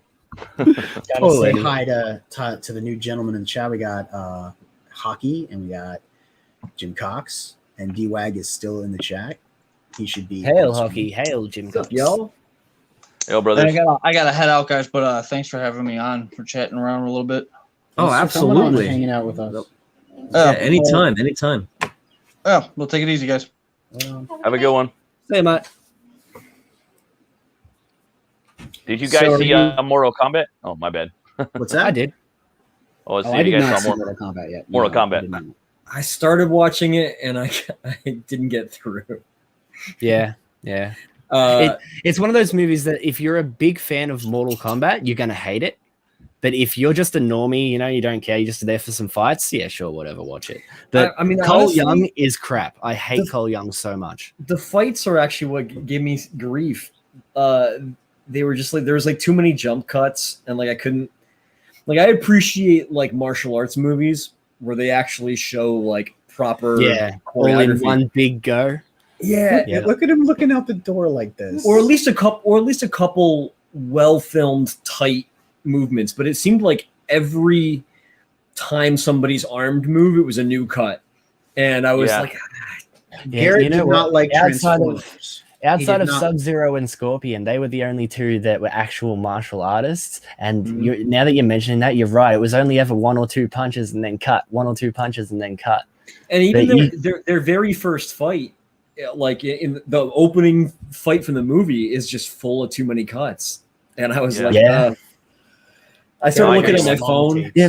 And you know, the guy who played Sub-Zero was the guy from The Raid. Oh, so really? he knows how to fight. He can fight. It should have been. Yeah, it's like the Mortal Kombat should have probably been the start of the best martial arts franchise of all time. If they made it look like should have. I mean, with all the stuff we've got, all the lore, all the games, all the exoskeleton fatality stuff they got now. They had none of that in the movie. I really got into the lore too. It's stupid. Why did they make all the technology stuff robot and like, you know, the robot arms, the robot eye, all that stuff is all magic now. What the hell's with that? I wasn't feeling that either. I mean, I don't know, man. For me, the only thing really I kind of liked about it was Kano. Like, you know, he kind of kept the movie going, and I had a couple beers in me, so I like, you know, and I got that HBO Max, so I just put it on. But I didn't make it to Kano. I've heard that he's what steals the show. He was great. And I tapped out before I could make it there. Honestly, I started looking at my phone, and like once I noticed that I'm like looking at my phone more than the movie, I usually just turn it off. It wasn't that good. So he was not a stereotypical Australian Dean. He did it right. Yeah, he actually nailed it. You know, usually us Aussies will see an Australian accent on any movie and TV show, and even a good one sounds terrible to us, right? But this guy, I'm convinced he's actually an Aussie because he nailed it. It's perfect. That's exactly how an Australian Kano would talk. Frog G, your puns are starting to actually hurt. Like an absolute asshole, yeah. He could have probably had a movie of himself, like maybe a cheap ass movie, you know, but with just all the one-liners, kind of like just all the shit talk. I would have watched that. It was a total anti-hero. Like, you know what? Just put this guy in his own little movie where he's in like in the outback in like a western town. You know what I mean? Maybe doing some shit. Like, I'd watch that.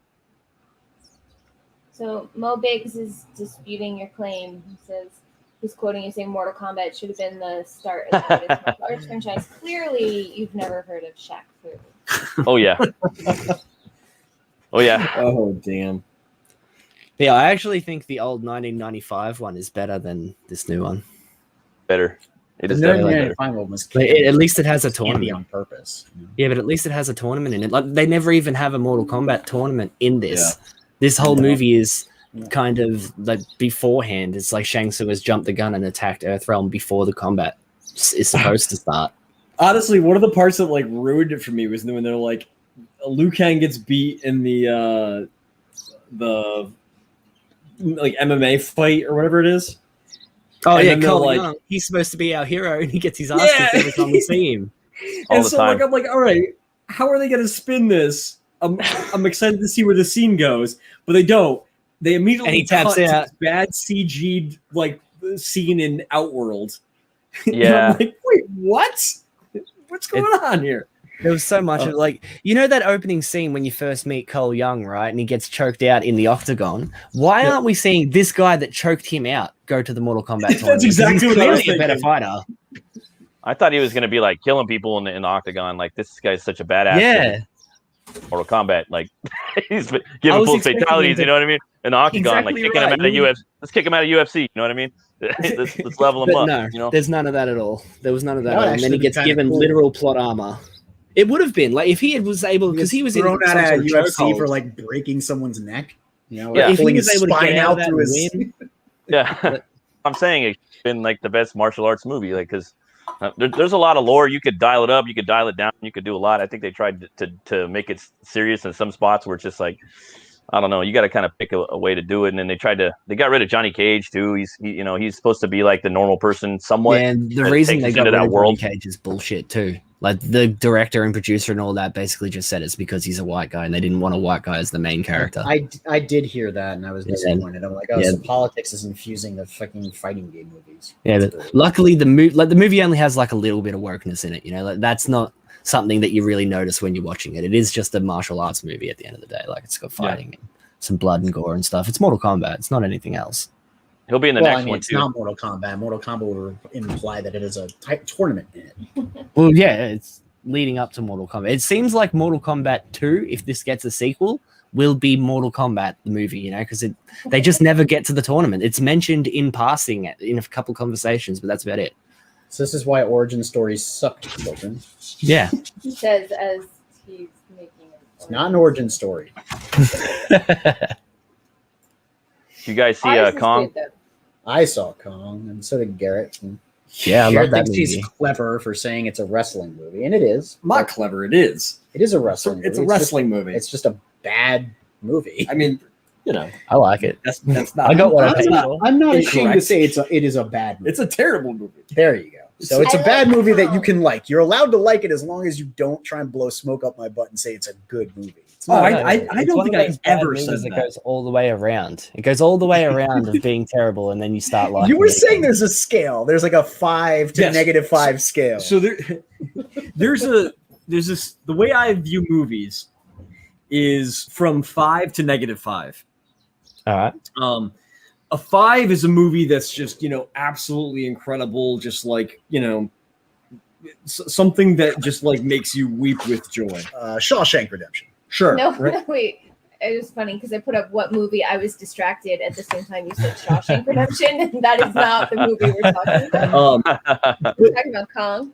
But movies can be so bad that they can actually achieve like watchability by being on the negative scale. So something like you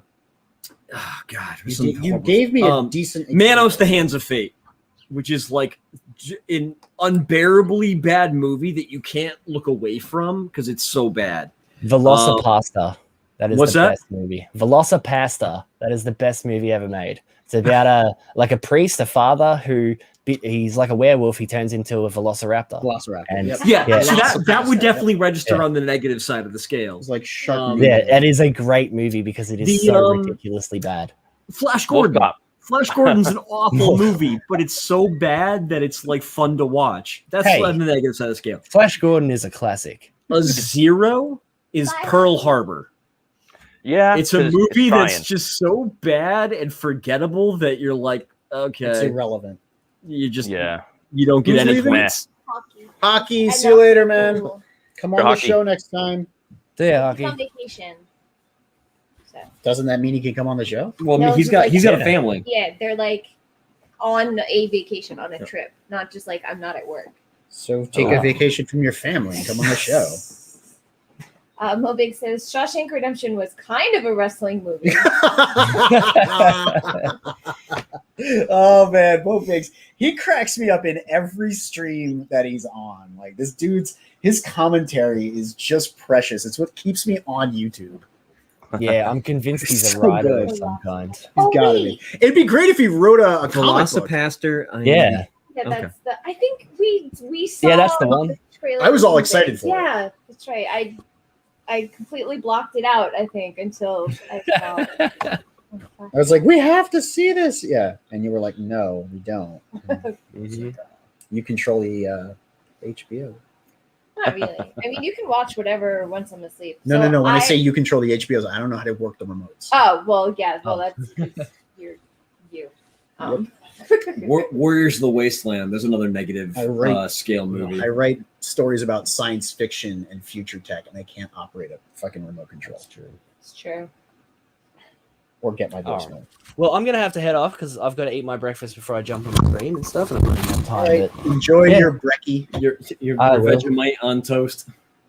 That is actually what I'm having. So nice. I promised that we would get some Vegemite, and I have completely forgotten to do that. So now I I will reaffirm my promise Then I'm gonna go get some Vegemite, and we'll do Vegemite and toast and try it out. I want to Alright, get some. nice. Just We won't do a don't spoonful. pack it on there. Yeah, do not. Yeah, no.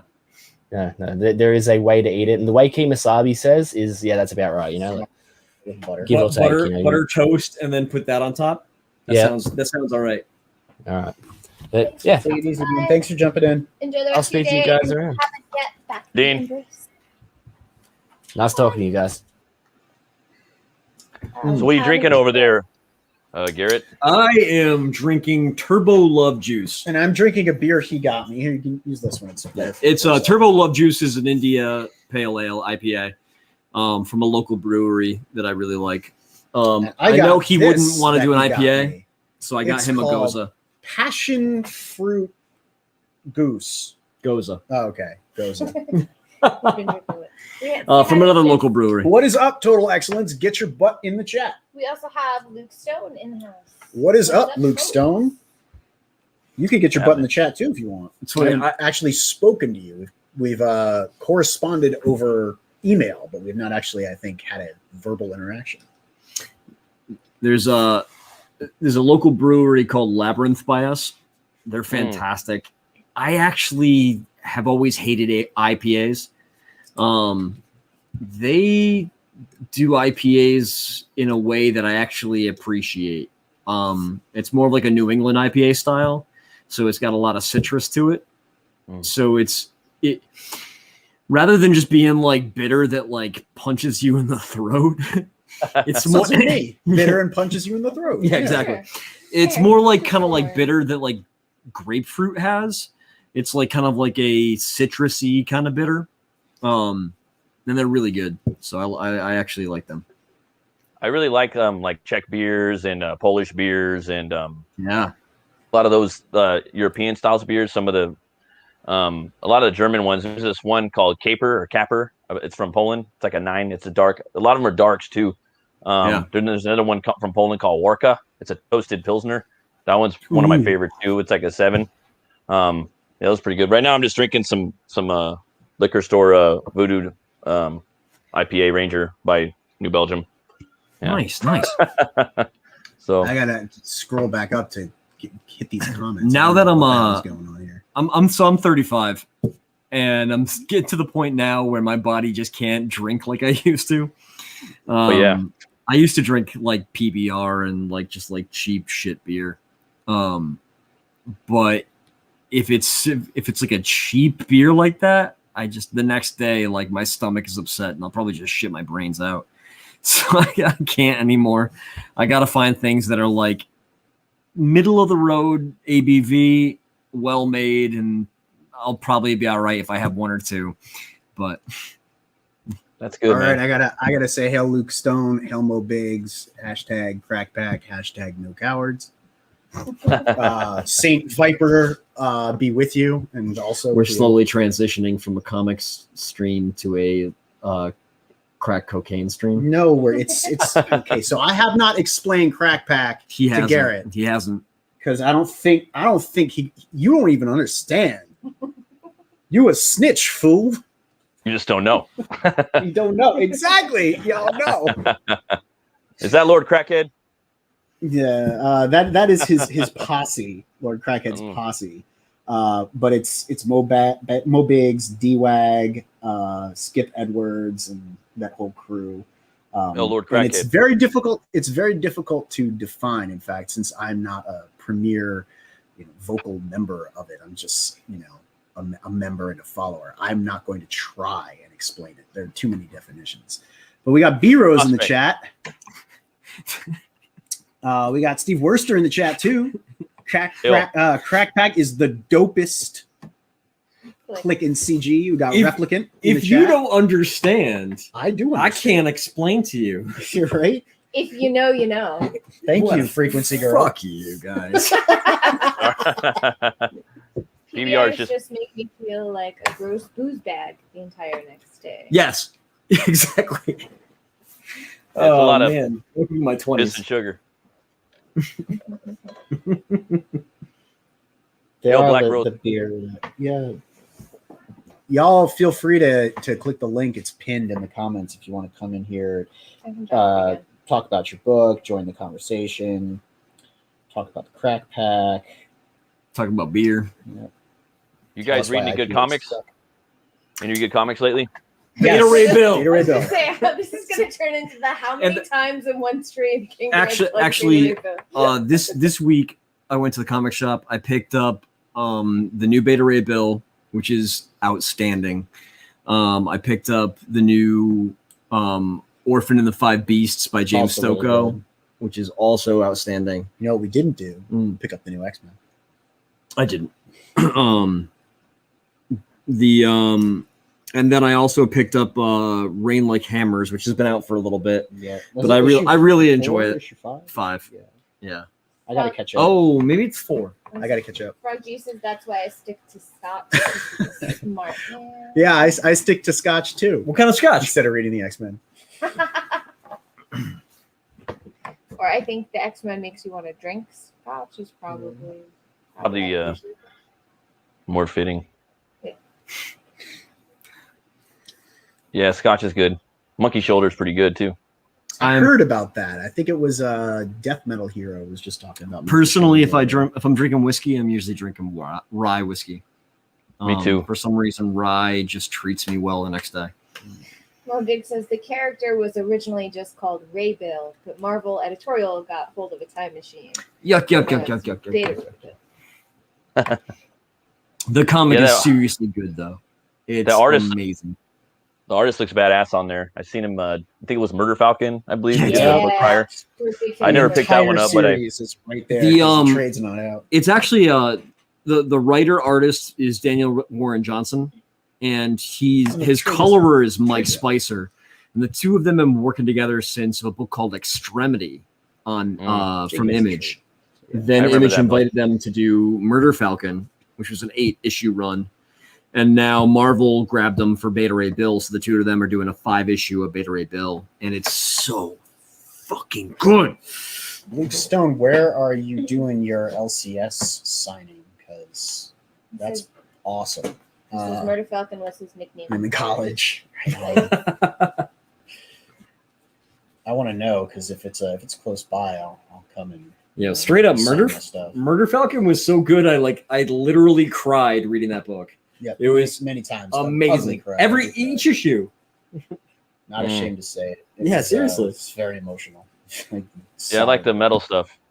Yeah. Did you see all his variant covers for that? We got some. So it's all. Yeah. It's all album. They have the regular covers, but they did a variant for each issue, which is a metal, like a famous metal album, made into a Murder Falcon cover. Ooh, that's pretty badass. Yeah, I can't make it down to Florida. Sorry, not by tomorrow, but I would. But they did Dio, Abbey Road. What else? Painkiller was one of the album covers. Pantera, brutal display of violence. I think it was punching the chicken in the head, right? Yeah. Vulgar. Right? Okay, that's iconic. I'm sorry, that's right. Vulgar display of yeah. I think I kind of remember seeing something like that. Falcon is less impressive. Viper's life story. He just did a metal version. Right. Excuse me if I'm not a fan of Crackhead Erasure. Wait, what is this? Pigs, ladies and gentlemen. I'm assuming he's trolling you. It's a reference to one of the. I don't know. Did I show you Viper? Things. I don't think I showed you. I want to show you Saint Viper. I showed my wife Frequency Girl Saint Viper. Y'all can't troll me if I don't know what the crack thing is about. We can because we can laugh at you for not knowing. Oh, fair enough. You can laugh at me for not knowing a lot of shit. Yeah, I know. People laugh at me for it all the time. Oh, the guitars. Yes, one of my favorite bands. One of my favorite bands just dropped a new single today. They're called At the Gates. They got a new album out, in July, so I can't wait. But yeah, they're pretty fucking badass. Dean is here and eating his Vegemite toast. Excellent. We appreciate that. I can't wait till the venues start opening up. I want to go see some bands, man. It's been a minute, Hell yeah. Seriously, very hot minute. Yeah. Hot. A lot of good stuff to check out. I had to watch Les and Jake do a virtual concert once during the pandemic. And I'm like, all right, that's not as good, but I'll take it. And what do we got? The I'm a ska girl, so I will. She likes metal though. She listens. I think I do. I but think I'm Red more- Fang is more open punk is ska. doing a new album. I always like those guys. I think Mastodon has a new album in the works. That's nice. Yeah. Gojira just put out a new song today, I think. Or I know Gojira's album dropped today, I think. Oh yeah, that's right. It did. I've been hearing all their singles they've been putting out. I need to sit down and listen to the whole thing. Their music's always interesting, no matter how far it deviates from the way they started. Yeah, I will say that they're very interesting. I like that. From Mars to Sirius is probably my favorite album from them. That Gojira is channel. fantastic. That is a great album, dude. So I'm all over the place with my musical taste. I'm definitely like a punk rocker and like a metalhead at heart. Is it the heaviest matter in the universe? Probably the best song. But I'll listen to anything. No, Global Warming. Global Warming is the best song on that album. Yeah, like. But Yes, see, Replicant knows. All my friends are metalheads. Yes. That's a Less The Than Jake Just reference. yeah, Less Than Yep. Jake reference. Yo, I don't My know if best friends are Replicators metalheads. saw, but we got limited edition coffee here Yeah, it's going out to It's- well, not that one, but the other one is being sent from out. Less Than Jake. It's from Purgatory Roasters. It's called Drink Coffee, Destroy Everything. The limited That's edition pretty cool. Less Than Jake coffee blend. We're Replicant definitely gets nerds me. in this house. Do you guys subscribe to Banger TV on YouTube? I don't What's think Tiver? Banger TV? No. I believe it's Banger. I think it's Banger. It's the only like real like metal kind of big Yes, my like people. YouTube channel. Everything and, is overrated, Mo Biggs. Sorry, I'm talking It's- over everyone because I'm So you finally Basking find in something my- you like, in and this my crosstalk Less is Than irrelevant. Jake now. The ska kids all found Yes. each other. yes. No, I should subscribe to that challenge channel though. What's it because called? it's, Banger metal- TV? metal channel. Yeah, it's got Sam Dunn. He's the guy that was on VH1. He did the Metal Evolution 11-hour documentary about how all the subgenres of metal started and where they came from. You know, how that starts with the blues from African Americans in the South and how it kind of evolved into the Beatles and Led Zeppelin, Black Sabbath, you know, and they kind of go from there and they hit all the subgenres of metal. Oh, It's right pretty on. cool, man. So Dale A wants to know what makes this a Slamboree. Hey Dale, what's going on? Mostly Garrett's brain makes this a Yeah.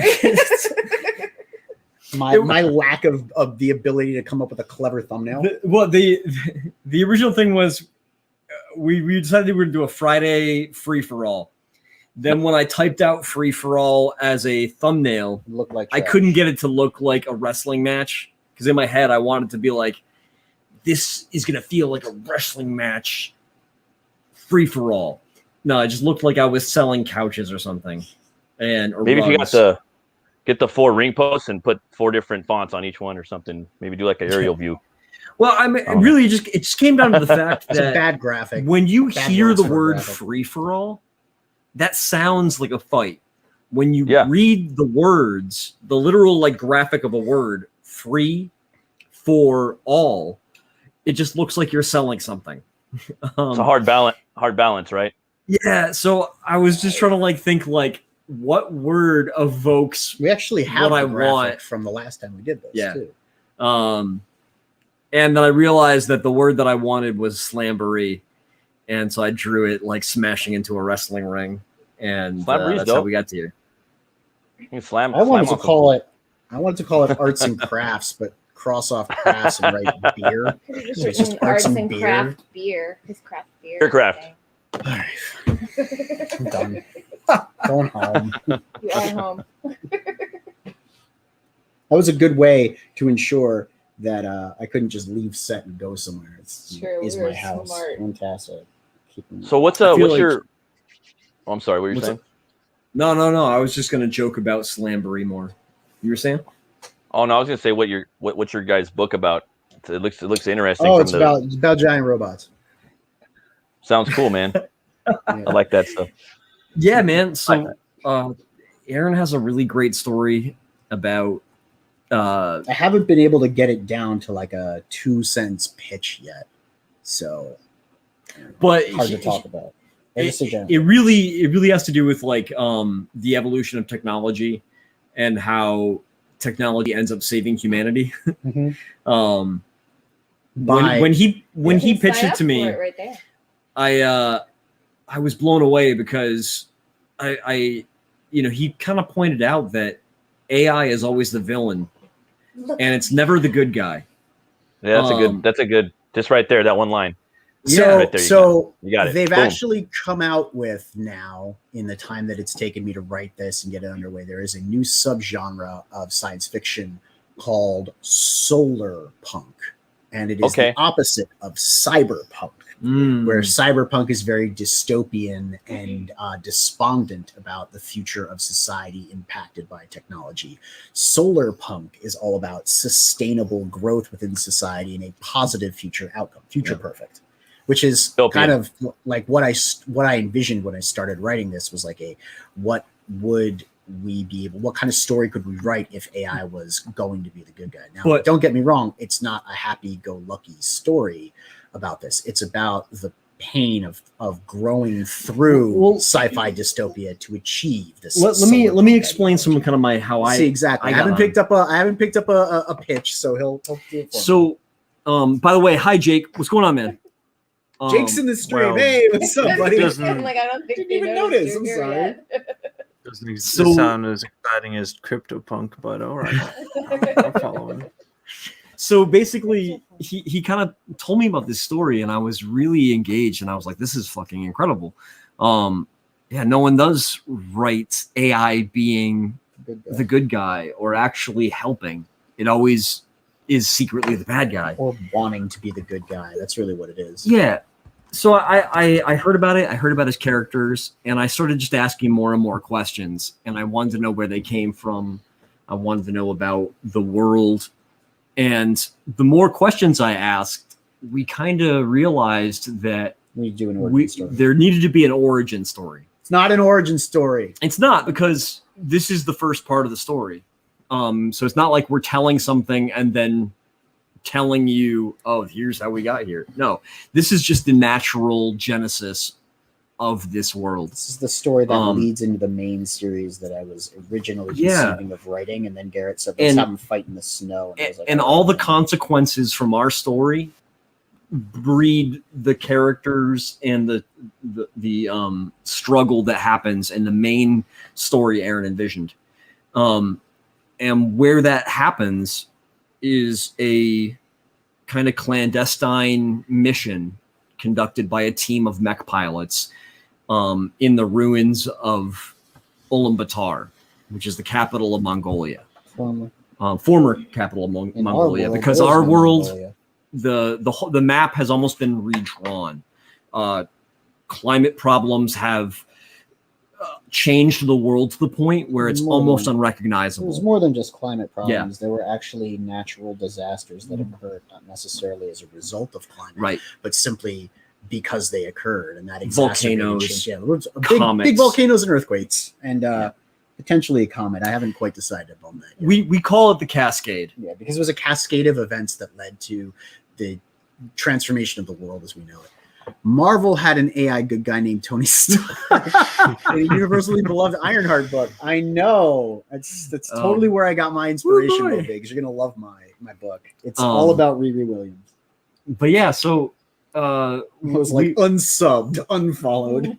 We envisioned this this mission where these mech pilots are basically rescuing a group of refugees who have managed to steal critical intel from the unification, which is kind of this future China. Yeah, it's a government born out of the wreckage of the Cascade in China that's rapidly winning at Risk.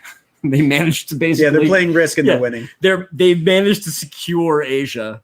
And now they're spreading out further. Dean, you're safe. No one's gotten to Australia yet. Well, we haven't talked about it yet. Yeah.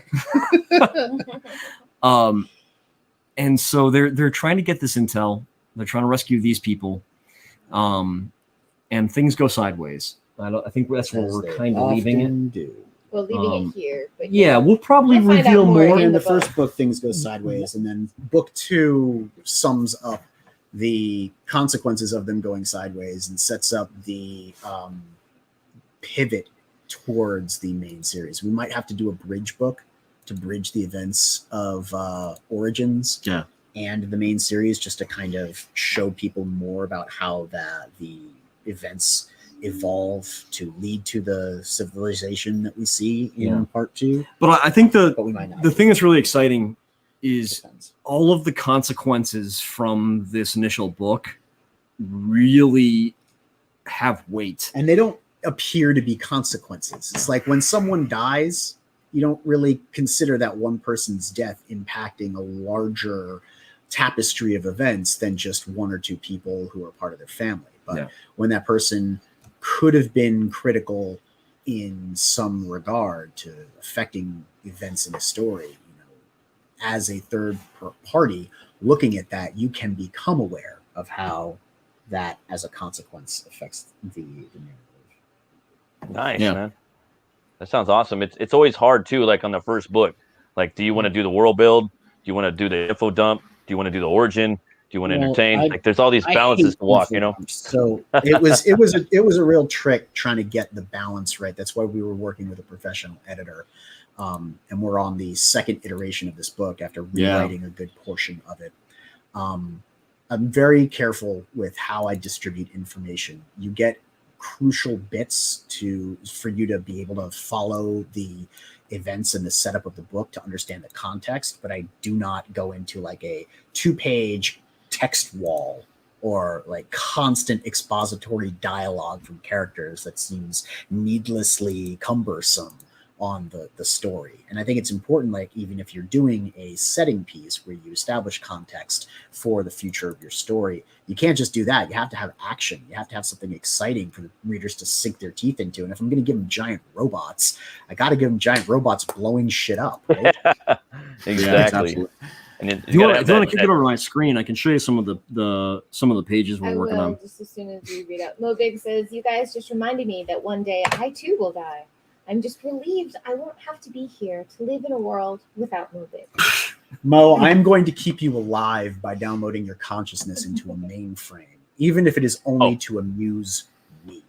We'll put you in a virtual world. You won't know. You'll still think you're on YouTube. So here's some of the pages. This is the kind of the build up to the reveal of the team that's Show focused. Them the hanger. Show them the good shit. It's our stream. I will. But you know, I wanted to kind of showcase, you know, what it might be like inside of a virtual cockpit. The way I designed it is it doesn't have windows because that's stupid. You can get shrapnel, stray bullets, explosives coming through windows and killing pilots. So in this instead, you have hexagonal plating on the interior and exterior cameras in little nooks that are very difficult to destroy. They provide a 3-dimensional overlay of your environment. So the cockpit becomes translucent if you're looking at it through the visor that they're wearing. And the visor is mapped to the brain waves of the pilot. So yes, you have a physical interface with your hands and feet, but it's also operating off of sort of your neurological feedback to the mech. And those are Gen 2s. Gen 3s get even more advanced. Sure. I miss D. Hausner. Hey, D. Hausner. So which mech media is that inspired from? Sweet. It feels like so many different mechs. Or Neo so many different mechs that, like, artistically, I actually really enjoy Universal Century, but I have a few problems with the way Gundams are designed. Yeah, I think they're far too big. The fact that they have heads is kind of weird to me. Yeah, these don't have heads if you didn't know. Heads are dumb. I'm also a huge fan of Warhammer 40,000. This is what I'm thinking right now. I have a appreciation for kind of like the chunky, brutal style of that. I really enjoyed a lot of the way Titanfall was designed. There's a mech RPG that came out recently called Lancer. I like a lot of the designs from that. So I was taking the kind of inspiration from a lot of those things and trying to make something that fit Aaron's view of mechs. Yeah. and had room to evolve, because these are. I drew him a stick figure design of kind of how the cockpit looks, and like he was talking about the generation 1, 2, and 3. These are generation 2. We're going to showcase generation 3 in the book. And then when we push forward to the main series, we're probably going to be looking at like Gen 4. The majority of the stuff that they use is Gen 3. The Gen 4 stuff is like on the horizon. Right. That's the an unmanned, a completely unmanned version.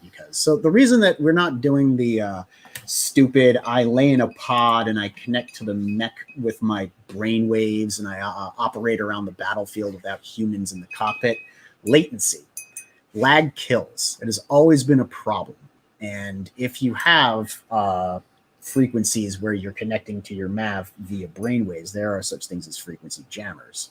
So it would be stupid to have an army of remote controlled drones that you're operating with your mental commands from far behind safe lines that don't respond in time to your neural impulses, because there is a lag delay that enemies could easily jam on the battlefield. That's just a dumb way of doing it, honestly. Like, we're going to see those problems come down the line when we shift our military more towards drone warfare or unmanned aerial vehicles.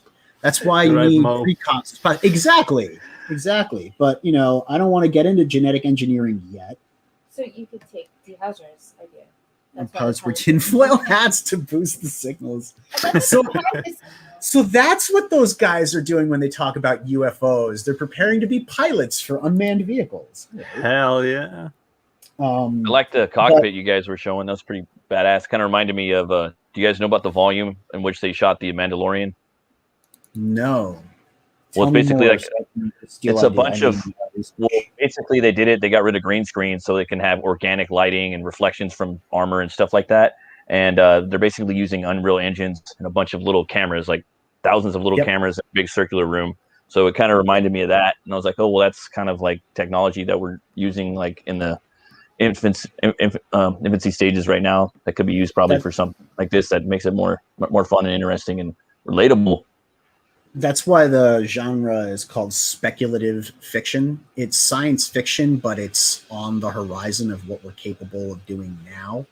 That's cool, man. It's not like Star Trek, where there's like warp engines, where we have theory behind it, but there's no practical way to execute it. All of this stuff could happen if we decided we wanted to make it work. Thank you, Boob Dan. Thanks, Boob Dan. Maybe we'll have you do some sketches for us, and some sketch cards or cover or something. Jake with your paint pen, because I keep blocking Jake. That's a cool hanger right there, man. You can Thank you. my paint cam from the stream. It's probably not as interesting to watch me fiddle with my fingers as it is to watch Garrett. I always appreciate when a book has some like big double spread pages to like really sink your teeth into. Well, Biggs, I have a question. What? Jetpacks, yes or no? Yes. Yeah, Ooh, nice. The mechs, the squadron has 3 different types of mechs. You have light. Actually, it's got 4. It's got 4 actually, because it has your basic medium style mech. It's got 2 of those. That's both Mother and Jester. Ripper. They're medium style. Yep. You have a lightweight, which is both Cold Shoulder and Jester. You have more of a high mobility variant, which is Hot Shot. Yep. And then you have a heavy variant. That's why I would kind of categorize it. Mother's slightly heavier than Jester and Cold Shoulder. Do you want to load the concept art to show these people who we're talking about? Because they've got no idea. Yeah, so this is what our references are. This is kind of a turnaround. Hot Shot uses pistols, effectively, or SMGs. So their pistols, they fire cannon rounds. That's my favorite so far. Yeah, so basically, I mean, you can see the replicant. You can see the person right there, like that, compared to the size of those guns, and they're probably those are probably like 1.5 foot, 2 foot shells that are going in there. So they're basically cannon rounds, and he has auto loaders built into his hip armor. I like so that he can swap out for different munitions. Yeah, I like the Patlabor guns. What's that? I like the pads. It reminds me of the Patlabor guns. Flat labber. Mm. There was an anime that I watched one time that did the whole 360 translucent cockpit, and I was like, "That's cool. I want to use that." So, yes, Dan replicator. says, can do friend. Yes, friend. I'm gonna go big on mine real quick. Yeah. Did you take mine off? No, I just moved you to the. All right. Well, I want to move me to the top. Here, just do this. I don't know, Thank for you. some reason, the mech designs reminds me of like half like Japanese samurai armor for some reason on the like the legs. Yeah, no, actually, that absolutely makes sense. They have, their feet are these weird two-toe design, right? Mhm. Combined with the fact that you have these Replicate knows long what's up. thigh plates, which are almost like a haidate that you would have on Japanese Mhm. armor. Raji. I think that probably is a very smart assessment of how I've designed them. I don't think I was necessarily thinking that. Feet are But very important. I love Japanese armor. I've spent several days at the Metropolitan Museum of Modern Art in the Japanese armored section, just sketching armor. So We gotta Yeah, I was take you gonna back say to that. Japan. I like the thigh pads. It reminded me of just like he said, a samurai on the last the last character. Yeah, so one of the things I think Kick the weeb. I think I'm actually really That would be me. I think I'm actually really bad at designing mechanical call me looking weak things. No, they're talking about me. But truthfully, like I think my mechanical designs are not as good as some of the people out there who do mechs. Those look badass, dude. Nah, you're tripping. Your stuff looks awesome, bro. Yeah, I thank you. But what I did was when I was designing them in my head of what I wanted to draw, in order to compensate for that, I imagined a vehicle that's mobility was not pistons. It was actually these bundles of like fibers that actually functioned identical to like muscles. more like hydraulics. Yeah. Yeah, and the idea being that You guys ever see artificial muscles? Well, let me talk. Let me finish my idea. Sorry. Give me an idea, but I'll let you. But if you actually plug somebody into a cockpit and you give them control of a robot, it would make most sense that you make it completely intuitive and you build the robot in the same style that a human body is built. Yep. So that way, if you understand how to move and be acrobatic in real life, you can understand how to be acrobatic and mobile in a robot. Also, building these kind of like high density fiber cables almost serves as like armor. Yeah. Solid projectiles going into there could damage the muscles, but it's not going to prevent mechanical operation. It's just going to reduce it. And also, if you ever seen artificial muscles, the way that they expand and contract, they're made out of individual woven fibers to sort of like corkscrew closed and open.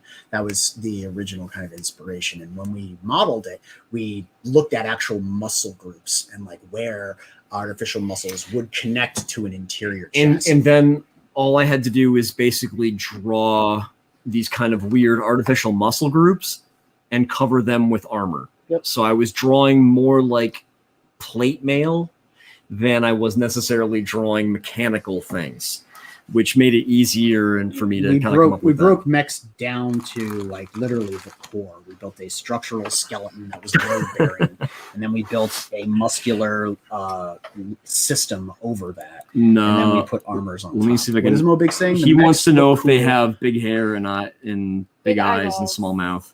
No, they're not spiky weeds. neon hair. They look like normal people. I was gonna say, man, if the fibers Show them while they're in the shower. The Bugden art code gives me the cool apple seed vibes. I love Yeah. that. Excellent. Yep. I appreciate that. Thank you. No, that's all. That's Generation 2. Generation 1 Mavs were a little bit smaller and less evolved, less intuitive. The pilots are not neurologically linked to their Mavs. They don't have augmented reality visors and stuff like that. It's more like the original Robotech, where you had sticks and pedals and everything, and you had a tiny little monitor that you were looking at.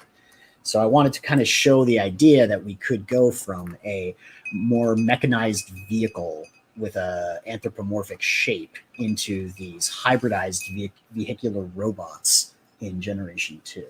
This is the squad in their They look in their hangar. normal people, no weebs. Yep. Sorry, Mo, it's not Christian Kid. Ah, yes, the Battlestar Galactica shower. Yeah, exactly, right? We needed that. We needed that scene, man. Yeah. Did you draw that naked though?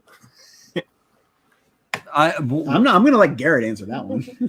My drawing process is very private. It's also true to life. There are essential oils and candles involved. Oh, beautiful. You guys rose petals and shit. Yeah. Let's just So we do have a cosplayer for Mother. We have a person who is going to be doing the official cosplay for that character in the shower that you're looking at. Yeah. I don't think she's going to do the shower. I'm going to have her do the shower. Boob Dan Art says Lost Plant as well. Comics Mate says that's a yes. And it's cool to see Beavis and Butthead manage to have a love child who grew up to be a love pilot. Yes, he gets Chester. Yeah. That's him. That's 100% what we were going for. Straight up. It's Lost Planet, not Lost Planet. Hell yeah. That's 100. That is his character. His character is fire. Yep. Let's go. Yeah, fuck. pretty much. Yeah, his role in the squad is reconnaissance, so he's always deploying drones and spying on people and doing stuff like that. Those skills. Balls. If a Looks ball. like Jake has something he wants us to share. He said, Yeah. I don't know if it's actually sharing though. Oh, I didn't put it to the stream. I see it. I just haven't. Do you want me to switched add it? over. Oh, that's right. You're teaching a weeb class tomorrow, aren't you? Ah, shut up. Yeah, I am. No, that's exciting though. Like anyone who's going to be. Oh, that's yours, right? That's your cockpit. Yeah, Isn't that so- yours? Yeah, that's his mech. That's his mech. That's You my should be- bull. Let me see if I can just adjust the lighting so it doesn't shimmer as much. Oh, it's a little bit too dark. Yeah, so so this mech is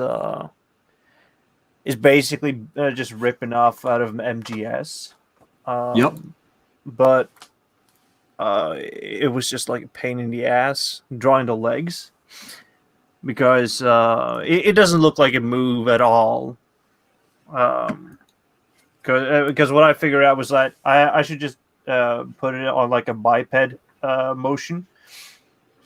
Mhm. But my issue was that I didn't build the cockpit to be accommodating for the leg spacing, so it doesn't go around like 360 degrees. So it has to like move with the rotation of the of the legs. I missed the first part of it, so. But yeah, it was just a pain, really. I didn't realize we didn't rent you. I think it's because there's always stuff going on. You never make it to the streams, but now we're gonna have to rent you. Oh, by the way, Jake, Yeah. have you heard of screen tone paper? Yeah, I have. Have you used it at all? I only use like digital for the stuff that I do digital through Gotcha, Clip gotcha. Studio. But Yeah, 'cause all this I is just gone. I just got familiarized with it. I Yeah. ordered some. I'm really interested to play around with it because I think it's gonna be a game Rent it. changer for doing cool black and white illustration stuff. Well, it also depends on what type of screen tones that you're using too. We are now officially a comic book YouTube channel because both Frog G and Mo Biggs are wrenched on this channel. We've made it to the big time. Oh yeah. Yeah. Ooh, It's the big thank you leagues. guys. It is Yo, the, Frog and Mo. What's that? No. Sorry, Infinity Space. Inception It's moment. okay. I'm kidding. what are we looking at? Oh, how to draw No, man? his screen went. Yeah, so I'm just preparing to like blast people with manga all day. You know what you Hell should yeah, do is man. you should have them do a class activity. Actually, Draw I'm big gonna eyes, tell, small like, mouth. so the way that I was trying to like structure it in my head was like to build a narrative, but the issue was that I couldn't figure out like good enough like trade-off into like shifting it from discussing what's important to bring into manga, because there's so much there's too much stuff in between the genres and such that you can't really Wolverine, you're convey. gonna have to come on without a shirt and save our ratings at some point, you know, when we start to decline. It is all downhill from here. Once we have you on, though, we'll pick back up. Yeah, it's funny. We were talking about manga and the different genres earlier, and how one of the reasons that it's got, or at least It's got a bad rap. no, one of the things that it's got to have helped its success is that there's a genre for everybody. You know, Oh, yeah. it doesn't matter. That was what Yeah. Butch Cleaver was saying. Yeah, exactly. Well, I was telling Jake because he wasn't here for that. Was it Joe, right? Joe Ball said that. It was, yeah, no, you're right. It was Joe Ball. But basically, Keep like, straight to if people on our stream. you know, whether No, it was you're an adult or a kid, male or female, whoever you are, there's genres of manga that tell stories for you, and that's really smart. You know, There's like a thing. Go on, Aaron. No, I was just saying there's like genres for kids and girls, and you know, you got Sailor Moon, Dragon Ball, then you got more serious stuff like you know what? I'm outing myself as a weeb. I'm gonna shut up now. Yeah, one thing that it's a milestone we haven't touched yet, so we still have room to grow. We haven't peaked yet. Yeah, but I'm gonna alienate Mo, and that's the end of us. Yeah, so one of the things that I'm going to try to aim to like discuss in the class is that for Japan, it has never been like a suppression of what type of content to distribute. I mean, there have been government interference, but in some cases, the thing is that the industry has grown out to proliferate and produce content that features a lot of varied discourse. Not only that, but they are well adapted into Japanese culture, because there's a lot of manga and a lot of discourse that takes place within Japanese society. So they wanted to like tackle it from either an extreme fantasy to comment on certain aspects of their culture, or they want to do like more closed stuff. You know, for example, Silent Voice is one of those. That takes up the whole like disabled conversation. Yeah. Give me a second. I'm going to kind of add Larry to the stream here. Maybe Larry, do you want to help us talk about why manga is good and not shit? I don't read it. I don't know. Okay, there you go.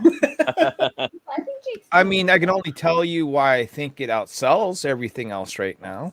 That's fair.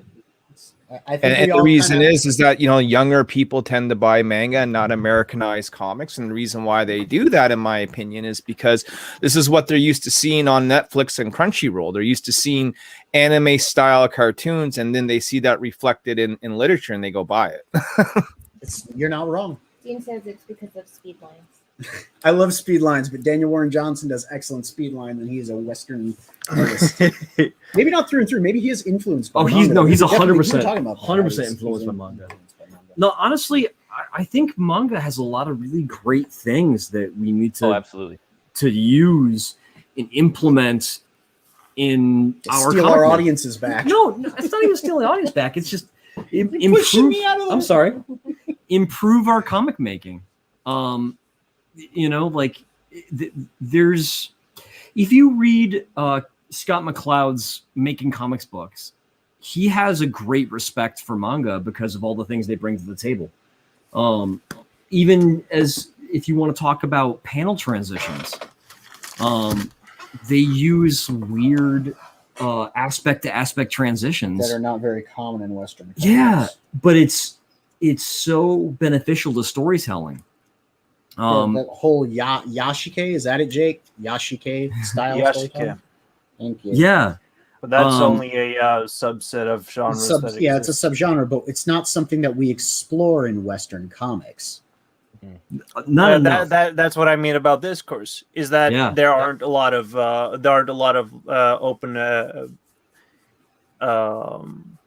open room to doing that because of the homogenization of the superhero comics. But Yashike also isn't like Dragon Ball, but and stuff like that. It's its own subgenre. And just simply using that kind of panel transition, though, a aspect to aspect, can vary up the way a page looks.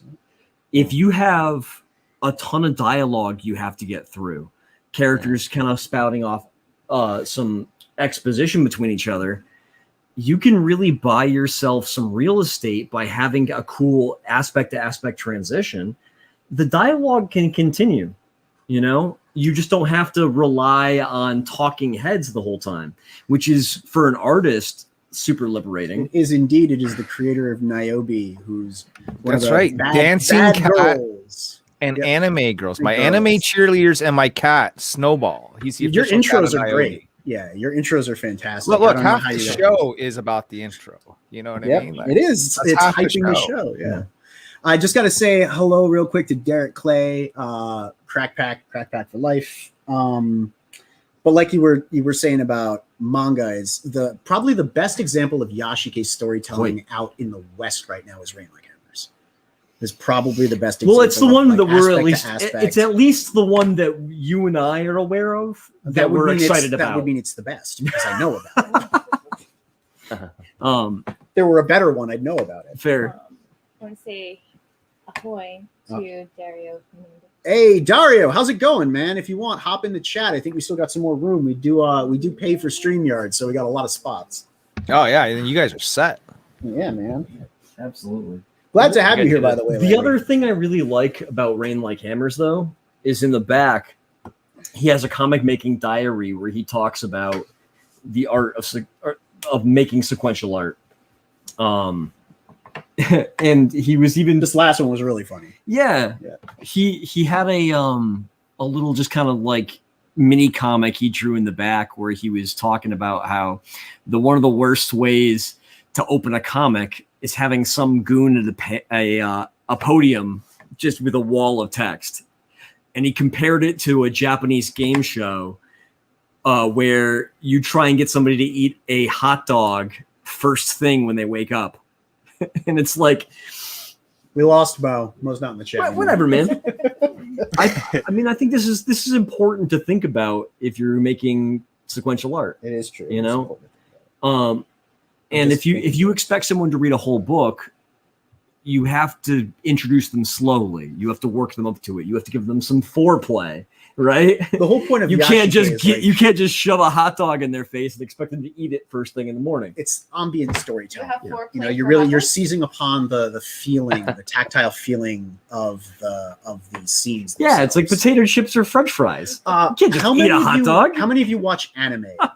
In so many animes, they have the scene with the cicada on the tree making noise at the beginning of a scene. Yeah. I know you know what I'm talking about. That's Yashike. Yeah. A lot of suspense. Yeah. And the thing, show. And the reason I love it is because getting back to the idea, if an artist has to draw an entire page of talking heads giving exposition, sometimes the writer needs that. They need to have a page where you just tell the audience what's going on. But if you just draw heads back and forth for a page, that's really boring. It's not exciting to look at, and it doesn't give the reader any new information that the writer didn't give them. I'm gonna hop off camera again real quick because I have to piggyback on what you're saying right now. You're saying that pages of people from the waist up talking heads is not exciting, right? Gotta be doing something too on top of that. You know what I mean?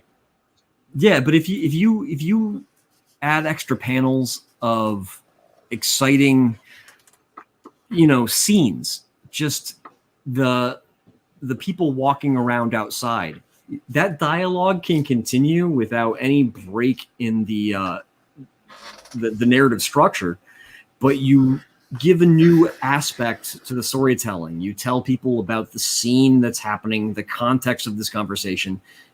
I don't know, man. I think it's brilliant. And you're building the world up. Yeah, I don't know what he's trying to find, but I'm gonna read the comments to him while he's off I'm searching. listening. You were saying, Butch? I'm looking Well, I'm for saying- a specific comic right now. Oh, What's he's looking for a being specific said? comment. I was Oh, just I- saying that what you're saying, Garrett, that you're building Yeah. the world up too. If you're showing the people in the background and stuff like that, and two, if you're giving dialogue and talking heads, you're also, if you're doing like an action sequence and delivering that dialogue, it makes it more fun. I've heard that from multiple pros in the industry. You know what I mean? It's always Absolutely. cool. You know what I mean? Say you're doing some target practice. Someone's shooting a target. They're at a shooting range, and someone comes up and talks some jazz, and Exactly. you're This delivering shit. dialogue, but you're shooting something, you're destroying something, and there's still action. No one's dying, but there's still action going on. There's dialogue But being you're delivered. exploring the things It's happening boring. This is around boring. just the This conversation. whole thing is boring. This is unreadable. There's way too many words. There's nothing to look at. We don't know what's going on, and It's well drawn, but It boring. doesn't freaking stop. There's a page turn, and there's 4 more pages of this. Okay, hold off on Some- your rant to say goodbye to Frog G. Herbie. Hey, Froggy. Thank you Thanks for so much hanging for out. having me, Froggy. Thank you for And you dropping also links. missed your entrance opportunity because Wolverine says at this point you don't just Leap on to into Garrett's camera back. onto Jerk's I'm sorry.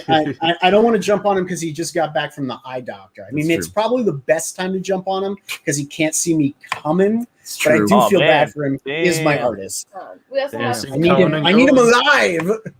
You need those hands and eyes, dude. Yes, right. Steve Worcester, weeb crap. At least we one of also- them. Oh, that's not the right one. Guys, if you want me to leave, you need merely ask. No, I don't want Mo Biggs to leave. I was saying Hey, Mo. talking about the weeb garbage is going to get Mo to leave. But We it's we not want really more weeb garbage. people. It's We good stuff. want more people, man. Yeah, honestly, I just want artists to vary up their diet.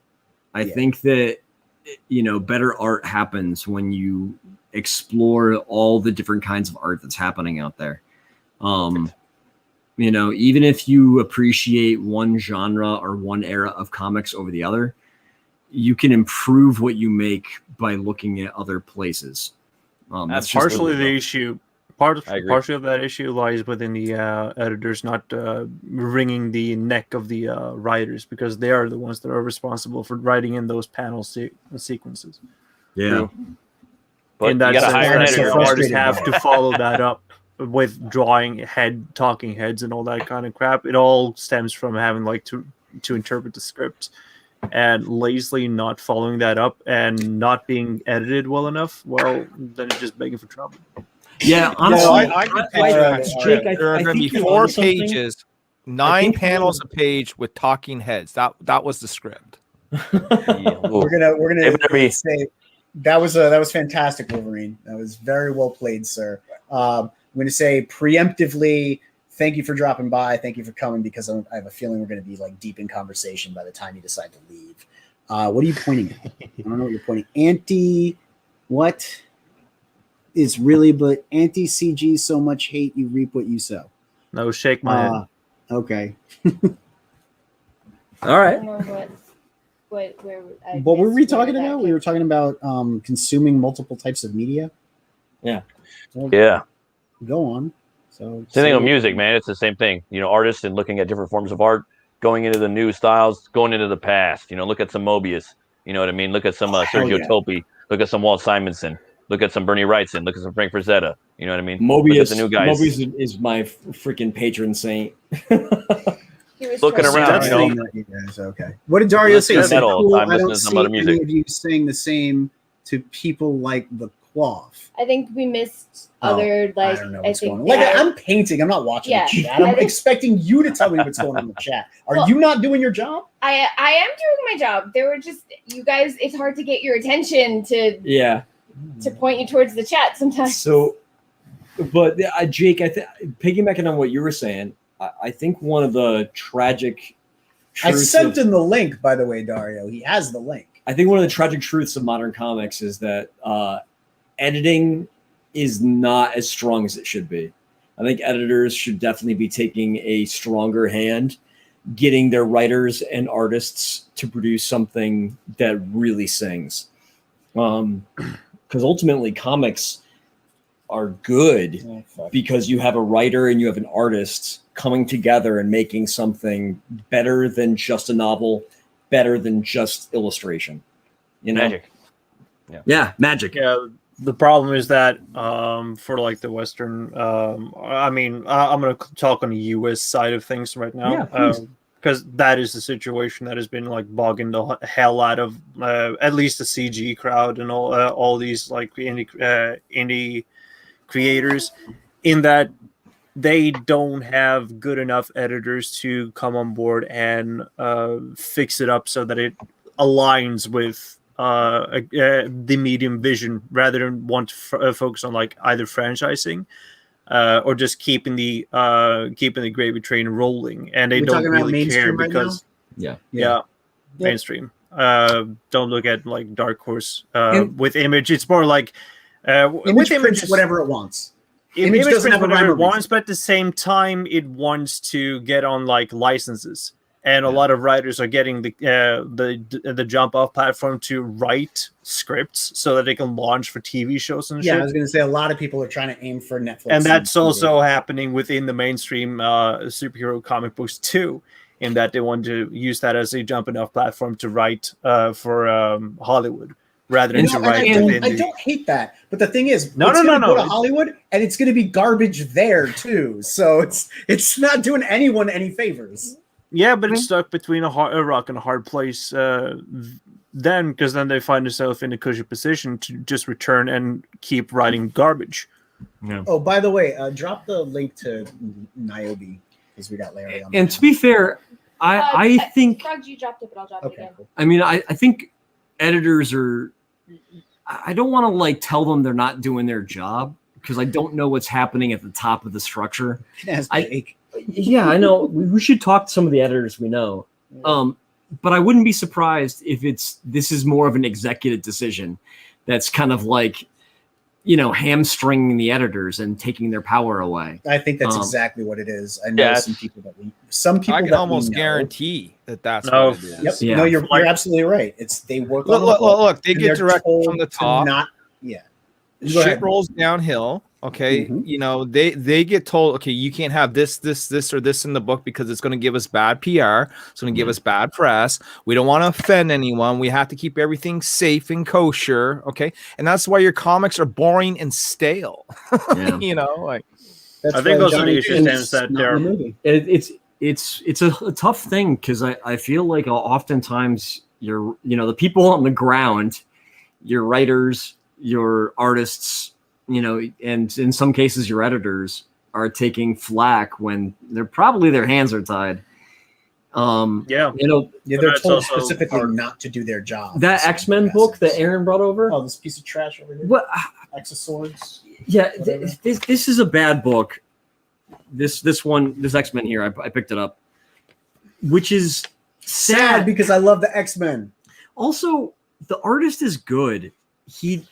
He draws good characters, but his sequential is bad. You know what I mean? Like the guy knows how to do a because portrait. it was written that way, or does he not have the freedom to vary the camera? Because at a couple of different shots in there, they do vary the camera. Like at the very beginning of that, they're farther out on the table than he pushes in, but then it's just a wall of people. It's almost feels like I don't know, but I do know that the editor should have caught that.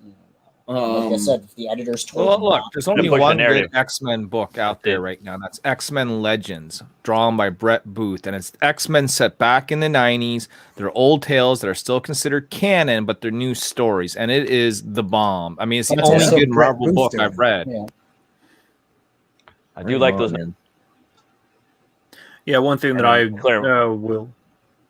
There's like a thing that I will mention in the class tomorrow is that there's an importance of the mangaka and the editor being a collaborative team. In that the editor will have a lot of say and sway when it comes to the creations, because they are the ones that they will pitch to when they get into like the proposal phase of a manga series, or that they will seek out to create an IP that will sort of fit with the corporate side of things, and then it will seek out mangakas either online or through headhunting. and they will be in the back seat and produce the comic along with them on a weekly basis. If you're going for the weekly release of Shonen Jump and all that weekly magazine stuff, there's a relation there that is built upon mutual respect, but also a lot of headbutting, considering that it's a competitive industry. Motherfucker. What? So, oh fuck. And I don't hear that a lot happening. Sorry. It's more like a friendly buddying situation when it comes to editors and creative teams in the mainstream comics as of now, instead of focusing on professionalism. Yeah, just a lot of the comics, man. They're just, I don't know. I had to cancel a lot of my books about a few months ago. I was collecting a lot of them, dude. The only thing I'm really collecting now would be Walt Simonson's Ragnarok. And some of the books that I was collecting prior to that they're gone, dude. They're just not even there anymore. There's just a lot of forced do you recommend politics that in the book, book. by the way? Absolutely, 100%. To me, that's the best book in Marvel or in the mainstream right now. There was another book I was reading called Manifest Destiny about Lewis and Clark expeditions going throughout the country and discovering new things and folklore throughout American history. But I don't know, man. That's why I back Comicsgate books. That's why I'm Comicsgate. It's because have you read Hellbilly? Yeah, Hellbilly's great. We have the trade paperback over there. Yeah, all three of them. Eric Powell. The original. Eric Powell. No, I just got the first one. I got all the Goon books. I forgot about that, and I got all the Hillbilly issues too. Love Eric Powell. But yeah, great stuff though. Yeah, I love his pencil. It's punk with his ink and his wash. But the thing is, dude, probably like the dozenth time I've said this tonight, but mainstream books, Beta Ray Bill. Check it out. You didn't have to say it. I said it. Yeah, I'll check that out. And he did a alternate or a alternate. That would have been a good name for the comic. He did an alternate. That would have been good. Simon, yeah, and that was all just straight beer spit. That would have been a cool thing, dude. But it's just a lot of the books, man. That's why I've been back. I backed 99 Comicsgate books. And I'm just that's where it's at, man. That's where a lot of the entertainment is, and it's just a lot of the stuff now is just talking heads. It's boring. The art's cool, but it's just like boring. It's just they're stuck there and they're shackled up, and it's just I don't know, man. They, like you said, they're tied up by the editors and the people up top. They're not giving them the free reign. And personally, I wouldn't. If I was an editor, I would quit my job and not even do it. Like if I really loved it, I would not do it. That's why I do what I'm doing now. Because I love what I do. I work a full-time job, home, and I do my book, And I don't know, man. Yes, I think with the anime, that's the cool thing. That's the cool thing about anime is that they get to do whatever they want. You know what I mean? And they don't censor them too much for the woke propaganda. So I back books that look cool. And when I say back, I mean they're on Indiegogo and Kickstarter. So it is indie by the nature of it being a crowdfunded book. It's not Marvel. That includes stuff like the Power Rangers book and Berserker, which I think Boom do the Power Rangers? Boom. Yeah, so that's kind of indie, but they are a publisher. I'll buy Alterna Comics. That's still considered indie because it's not mainstream. But I don't like relegated to any one particular type of indie book. I just have a aversion to garbage. Now that makes me sad when I get indie books and I read them and I go, this was really well advertised on the campaign. This made a lot of money. This had a lot of people backing it. And it's frankly quite garbage. Yeah. I've read several books that I'm like, I wish I didn't back this on the principle of now I own it. But at the same time, I'm glad I backed it because I read it and I can say confidently that I regret buying it. And it doesn't really matter where or what side of the tracks these books come from. I judge everything kind of on an even playing field. If it's good, it's good. And there are reasons that make it good. If you know what you're doing as far as a writer, if you can illustrate well, if you have well-designed sequentials, if you have excellent covers, then you know what you're doing as far as making a comic. Yeah. You're not in the mainstream either by choice or, probably by choice. Either you dropped out or you never went into the mainstream. I mean, for me, it's like that's never. Right. What do you consider though the mainstream? Is the mainstream only limited into you guys as in being Marvel and DC? Because to me, the mainstream is anything you can buy on the shelf. You know what I mean? Richard C. Meyer wanted to be with Antarctic Press with Jawbreakers because he wanted to compete against Mark Waid. He wanted to be on the same level playing field as Mark Waid. So in Richard's eyes, that essentially was mainstream. I get what you're saying. But I will contest that by just saying that at my local comic shop, they carry so many small little publishers. In fact, they have an area for local creators. I actually bought a book that was done by local creators this past week from my local comic shop. They're not mainstream, but it's carried at the shop. So I don't think being the merit of being at the comic shop makes you mainstream. I hear what he's saying though, because distribution deals. Yeah, distribution deals are characteristics, hallmarks of mainstream comics. The funny thing is, you've got a lot of people now. I know Indie Volt's doing it. I know Critical Blast is doing it. I know they're but they're not in Diamond. It doesn't count. Okay, well, I'm saying you got to be in Preview Magazine. They're not in Diamond either. Now you're adding to it though, Niobe. Well, I mean, it was assumed that when I said that you're going to be in Diamond. You know, if you're like Boom Studios, you're like Antarctic Press, you're like Dark Horse Comics, okay? All those are smaller publishers, but they're all in Diamond, which means essentially any comic book shop that has access to that Diamond magazine, that Preview magazine, can order those books, you know? Then I would consider mainstream comics, like you said, people who use Diamond distribution to get into stores, and everyone who's not using Diamond is indie. I would disagree. That definition, then DC will be indie then. Exactly. Yeah. Exactly. DC and Marvel, dude. Well, okay. I mean, parameters have changed with major distribution. Diamond is sort of falling apart. We sort of get that, and something's going to have to come along and replace it. Yeah. But you know, the point is that if you can get your book into all the shops, I'm not just talking about a handful of shops you cold called. I'm not talking about a few shops that Liberty Distribution and Varian Grant have a deal with. I'm talking about worldwide sort of distribution here, boys. You know, are you then mainstream? Very well could be. I mean, you know, the way that it was presented to me by Marvel artists back in the day named Nick Bradshaw was if you're not published, you're still essentially an amateur. The minute that you get published, you know, Brian Michael Bendis started off with Caliber Comics. You know what I mean? Yep. The second that he got published and started off, he was well on his way to his professional career. So, you know, I feel that once you are published, you are a published writer, you are a published artist, that you know, I wouldn't necessarily say that you're pro, but you're certainly on your way towards that sort of the side of the river. Anyone with enough money can go make a book. I know because I've done it, right? You know, anyone with enough money can go crowdfund a book. And if you have a decent enough team, you probably will get funded, you know. But there's a difference between crowdfunding books and then going to that sort of different level. You know what I mean?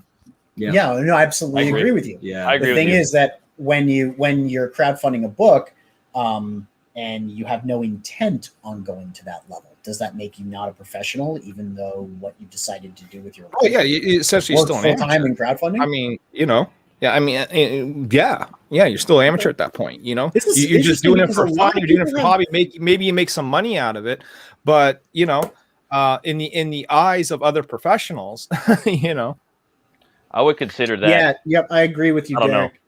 On that I don't front, care if I'm in your mainstream. I care that I have complete and utter and total control over my book, including who publishes it and where it goes, whether or not it goes to stores, whether or not it's on the internet. You know, I want full and total control of the work that I put out. And a lot of companies offer that. That's Image's big thing is that, you know, at the end of the day, Robert Kirkman can walk away and Robert Kirkman still owns The Walking Dead, you know? Yep. But a lot of shops are closing, you know what I mean? And I live over here in California, and I can also say whether or not I want to go through Diamond or Liberty in control. Exactly. I don't think got a bigger reach. That's what you got to ask yourself. Yeah, that's actually an interesting question, though. What do you guys have for local comic shops? I have one shop that's in my city. You know, we're about 100,000 people if you add up all the little small areas, you know, collectively around us. It's a big shop. It's the biggest shop east of Montreal. Like, I'm in Canada, you know. You know, it's $1 million business. You know, they specialize in everything.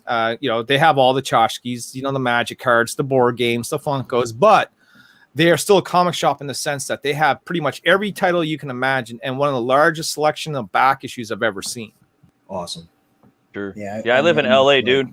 Been to Los Angeles, and there's hundreds of comic book shops, and they're closing down. and I got one of the biggest shop. Like I live like 2 blocks from one of the biggest shops in LA, and they've had Jerry Conway there, they have Lynn Wein there, they've had Skyver there, they've had. Where in LA are you? I live over in Bellflower. There's a shop called Metropolis. I mean, to be fair, I haven't spent a ton of time out there. I got a few friends who live over in North Hollywood, so yeah, occasionally I'll be out. Go pre-pandemic, anyways. Pretty decent store, dude. But they didn't have a massive comedy section. Jingle yet? Sugar Chris, have you come up with the rest of your jingle? Can't get enough of that Sugar Chris. Butch, I'm sorry. What were you saying?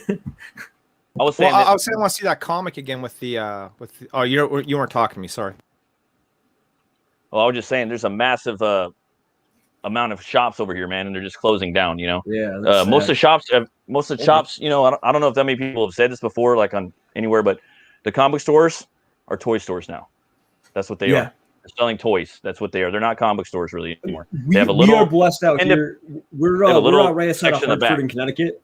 And we got a local shop called The Hero's Legacy, and they're like a proper old school comic shop. Proper doxing us, man. No, we're not. I'm not saying Hartford. Hero's Legacy's in Manchester. There's I'm fucking playing, man. Anywhere in Connecticut. I'm shitting on you. But yeah, no, they're great, and they're like a proper comic shop, and I think they're doing pretty well. So yeah, they're doing well because they're like the only option locally, and there's more than that. We got plenty of people that Sarge's comics still read mainstream comics, and they do, like you said, have a creator, local creator section. I think the debate of mainstream, not mainstream, mainstream indie. It boils down to what you want to be. If you want to be mainstream because you want to get into stores and you want to be on the shelves next to the big 3 or the main 10 or anyone who uses Diamond or whatever, then you're trying to break into that mainstream. Who was it said? Derek said there is no more breaking in. I think there is. I think there is you conquering your way onto a shelf. It's like if you're an indie wrestler, right? And you're doing all the backyard shows and you go to very the local hockey very arena, good analogy. You know what I mean? Yes. Very good. And so you're trying to break in. It's like CM Punk, you know what I mean? Breaking into the industry until eventually one day one of the right sets of eyes gets a look at you. I got a message today from Absolute Comics. They do the comic book White Widow, right? And they said, hey, we're sorry for getting back to you. Because I had submitted to them like 2 months ago.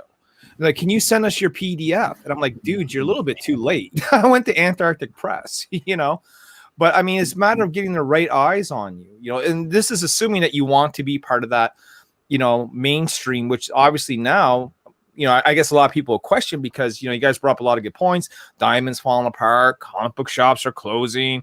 American comics aren't selling well. But yet, a guy like me, who still grew up, wanting this as a dream, I guess I can't let it die. That is what I want. I want to be on the shelf. I want to be in stores, but I do see that this almost becoming a completely different market in the sense of like, these direct shops are going to die. And unless that these mainstream comics sort of get into other, back on the rack, on the spinner rack, if you will, you know what I mean? Or in some bookstores and stuff like that, then you probably will see the death of the American floppy in the sense, unless if you are, buying from crowdfunding. And my problem with crowdfunding is that it's costing me an arm and a leg to buy comic books now from crowdfunding. I go buy a book that I should be able to pick up for $5-6 at the shop. And by the time I'm done paying for the shipping and all that, it's like a $35-40 venture per issue of whatever it is that I'm picking up, and that's really limited the amount of what I'll crowdfund, even though I crowdfund my own book. You get what I'm saying? And a lot of these crowdfunded books, you can actually go get in the shop now. Common America is a good example. That they're printed by Antarctic Press. You can go get that in the shop.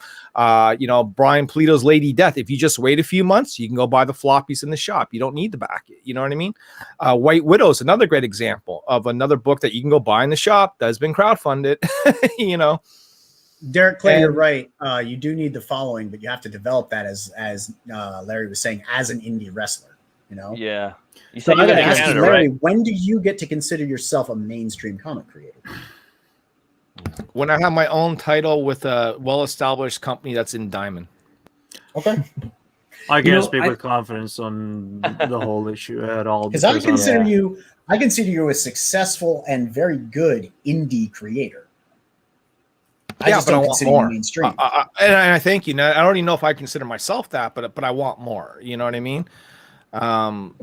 If it was all to end today, I can at least say, hey, you know what?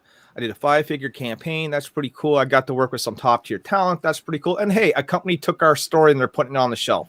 That's pretty cool. But I'm not done yet. I feel like we're just starting, you know? Yeah. Yeah, I think crowdfunding is the future. That's where all the, raw material is right now. Everything's been nerfed up. It's been woked up, soaked up. And the comic stores are just dying. Like I said, dude, I live in LA. There's so many stores over here. They're shutting down. And if you really want to do your passionate project, man, you gotta go indie. You gotta go crowdfunding. And the cool thing about crowdfunding, I know sometimes if you live in Canada or other places, dude, it's gonna be kind of pricey for the shipping and stuff. But the cool thing about it is you're on the ground floor with the creator and you're backing the original content. You're gonna get all those cool collectibles. And if it's a cool concept, it might blow up one day. And you were part of that process with the artist in the inception of that. You created it with them. All those cool collectibles are fun, but if you just want a floppy, it's a whole different ball game, right?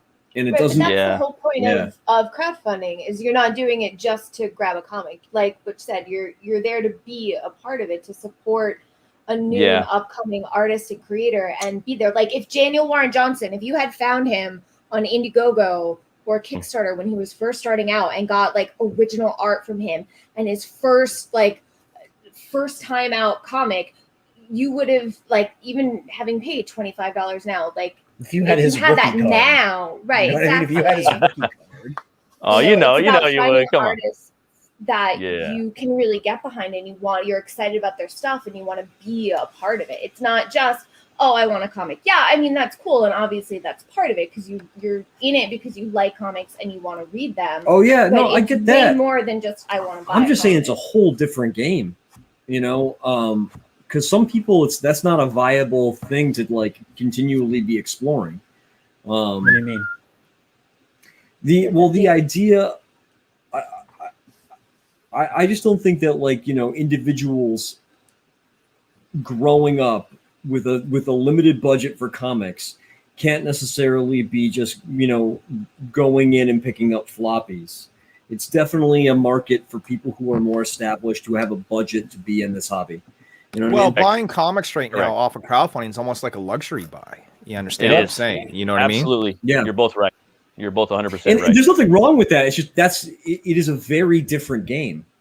All changed now. It's a whole different. It's 30-year-olds to 100-year-olds. Yeah. Babies are reading manga and they're buying toys at the comic stores. They're buying the toys at the comic stores. If they go in, they're going to buy the pops because I watch them and I see them firsthand down the street and all over the place. But that's cool, man. I mean, that's cool. It's a niche audience. You know what I mean? We get to crowdfund these books. You know what I mean? Like I said, I backed 99 books. There's probably one book in there that I was just like, about. But all the other ones, they were entertaining. For me, I judge books like movies. I don't look at them under a microscope. I look at them with popcorn and beer and soda, and I want to be entertained. If you're going to entertain me, that's the main thing. I don't care how many speed lines you got.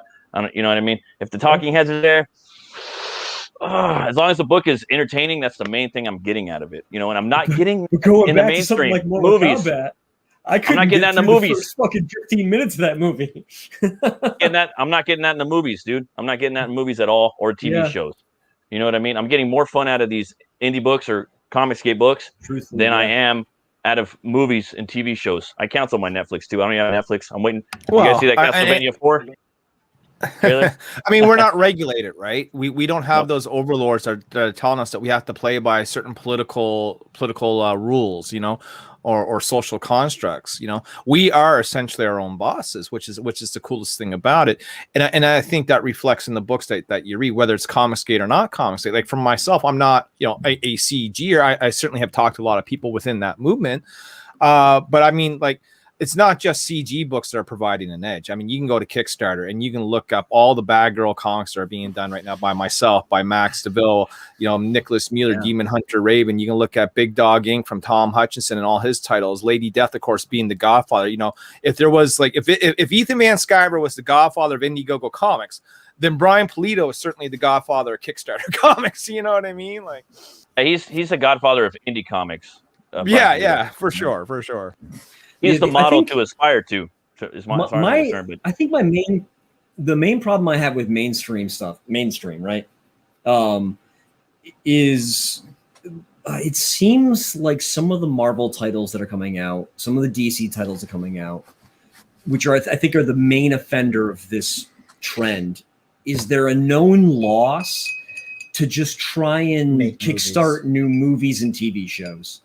They're not built for sequential art. That's why AT&T is trying to get rid of DC because they're not profitable. And not all of their books are like that. Not all of Image's books are like that. Not all of Dark Horse's. They occasionally drop something that's a worthwhile comic. You're right. But there's a ton of stuff there that just feels 90%. like this is a dude pitching a movie script, and that really 90%. 90%. That's what it is, and it's not just Marvel and DC. We can't just put it on the mouse and the fucking. You're bunny. right. You're right. It's all of them, dude. It's actually all of them. You know what I mean? And that's why in the world of comics, if you're not writing to be a comic, if you're writing to be just a movie script, and you're trying to like move to a different medium, that's probably when you can consider yourself mainstream. I want to cut in on that, Garrett, in considering that they're going to expand. They are trying to expand into other territories when it comes to the graphic novel, like young YA novel section. So having that tested out tells me that they're still interested in wanting to do comics, but they want to do comics differently. The only problem is that they've locked themselves into this whole trap of this superhero shared universe bullshit, and they're trying to take a new spin on old characters and legacy characters, but the problem is that they're hiring YA authors that really don't have anything to do with the medium firsthand. They don't have the common knowledge or of the craft. They don't have the basic or like the necessary. That goes back to the editors. Yeah, gets right back to the editors. Because if you bring the editor problem too. You know? If you bring those people in, fine, but give them a good team that's going to extract good stories out of them. You don't want comic book writers to be YA authors. You want them to be comic book writers. So then when YA authors... Chris Claremont is a YA author, but he excels. No. You're missing my point. You're missing my point. No, stop. You're missing my point. Stop. When they bring in a YA author to write comic books, you want them to be a comic book writer. So you've got to provide them editorial support and instruction and a good team that will help them turn their ability to write YA into creating a comic book. So they are now both a comic book writer and a YA writer, like Chris Claremont. Because that's the thing when you're writing in a new genre, like comics. No, I don't mean like mystery versus science fiction. I mean an entirely new format of genre where sequential art is how you read the story. You have to learn an entirely new set of skills. Yes. I'm a screenwriter, right? I write scripts. I now write comic book scripts, but it is an entirely different set of skills to write a comic book script from writing screenwriting. Just like I'm a painter. So I needed a good editor to tell me, or at least give me feedback on when I was writing my scripts, whether or not they were good. I had to educate myself. I can't read Alan Moore and think that I can be Alan Moore, the comic book writer. His stuff isn't, remotely well, communicated. It works because he's Alan Moore. I had to be much more streamlined. I had to learn to write a script other people could read. Hey, what's up? You guys ever read a Chris Claremont script? They're novels. Okay. I've never read a Claremont script. Chris Claremont is a novelist. I mean, he was a novelist before comics. The guy, that's what he does. And when you read one of his scripts, they are long. They're super long. They're overly detailed. Half of what he puts in probably never makes it to the hand-drawn page. Okay, but that is the reason why he is the way he is. He's just like that. Then you go read, say, a Bendis script, and you would think that Bendis would be the same way. Oh God, no. Bendis is very short and very to the point, and you're like, oh wow, okay. Compact script. What a difference in styles between one script to the other, Yeah, that's the thing. Like when I was teaching myself how to write script, there is no universal format for comic book script writing. There is no way to learn to write a comic book script like the pros. That would be so cool if somebody actually gathered a ton of like well-established comic writers and put together like a a book of those scripts that actually have like analysis. You don't need that. There's a site for that. Guys, it's called Comic Script Archive. Yeah, go find it. Leroy, hey, Leroy, what's going on? We got Leroy up in the chat. How's it going? I'm a comic artist, man. I don't know about this. Still Roken. So on Comic Script Archive, there's going to be a whole ton of different writers there with different scripts that they've done. When I wrote Niobe #1, I started with this site, and I was a big Witchblade fan. So I found, a Witchblade comic. I think it was Witchblade 142 I used as my template, and I actually had the issue. So one of the best things you can do is get a script and read it along with the comic. Yes. That's exactly how to do it. That's how I taught myself. I read Skull Kickers by Jim Zub, and I read his script alongside it, and I learned how to write a efficiently presented, streamlined comic book script that communicate the story and what you wanted to the artist, but also allowed them to interpret the panels in their own way so that the sequential storytelling didn't feel constrained by the writer. But you're absolutely right. That's how you do it. You go find a script, find a comic you like, and figure it out. Yeah, Skull Kickers look bad. I've had a different learning experience. Warren Ellis, Global Frequency, issue #1. Yeah, okay, there it is.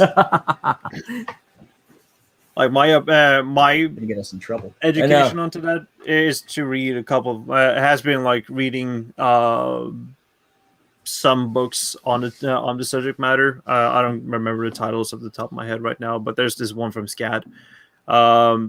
I do not recommend that book unless that you really want to get into the basic 101 stuff. But I run a modded version for myself because I take into account both the artistic stuff as well as with the written words into my scripts, so that I don't only just plug in what the panels should be like descriptively be, but I also thinking with the shots too. Like I want a wide panel shot here, I want a bleed shot here, or like a bleed. And yeah, but you're also the artist. We agree, Leroy. Just take a look at the channel name. What did he say? Warren Ellis isn't terrible. You're right. So, I does run, not suck. So I run like that sort of style. But when I'm looking at other people's scripts, I'm trying to really compare with the final product too. You can definitely find that out with Grant Morrison, because every issue, like after 2000 or something, it's got to have like the script for the graphic novel of Arkham Asylum attached to the comic itself. Scott Wilson in the house. What the flock is up? The flock. Hey, what's up, brother? Flock on in here. What the flock you doing? Some metal movies and brewskis. Hello. Hey, what's up? Thanks for dropping by. I'm glad you got the tweet. Castlevania That's season me. 3 sucked though. Oh. I'm Metal Movies and Brewskis. Oh, that's funny. Yeah, we were. That's me. We didn't like Castlevania. Hey man, I'm sorry. I just keep calling you Butch. Yeah. What's your actual name? Your actual name. My name is Matt Burke. Matt Burke. I should have paid attention. My YouTube channel is Metal Movies and Brewskis, where I review metal movies and brewskis, and sometimes floppy. Hey, I like this guy. Yeah, right. Everybody, drop the channel link in the chat. So you guys watch Castlevania at all? Yes. Did you mean it was written by Warren Ellis? What did? Yeah, yes. I got into the Did first you guys season. think I heard old Warren got canned though because he likes the women too much or something. He was smashing on women that liked him, basically. And then season 1 and 2 were awesome. Season 3 sucked balls, dude. I'm sorry, but that's a fact. And I don't got Netflix no more because those make cuties, and I had to cancel this fucking shit. And then they got fucking Witcher coming out, dude. Fuck, I got kids, bro. I can't be fucking subbing to fucking Netflix. But damn, dude, I'm gonna have to check out that season 4 Castlevania trailer. Cobra Kai never dies, man. Cobra Kai. I gotta get that. I haven't even watched it yet. Right to be as good as this. Yeah. So No right. What? I love Cobra Kai. Damn. Dude, I love the Karate Kid 1 and 2. Then you'll love Cobra Kai, dude. You'll be sucked right in, brother. It really was so good. Yeah, no right to be as good as it We is. started Season watching 3. it when it was on YouTube. Season 3. Damn. Dude, That was tight. I heard that the villain from the first 2 movies. I know I sound like a guy that's out of touch with everything, with that pop culture. But I heard that the guy from the first 2 movies, the villain, is the main protagonist in Cobra Kai.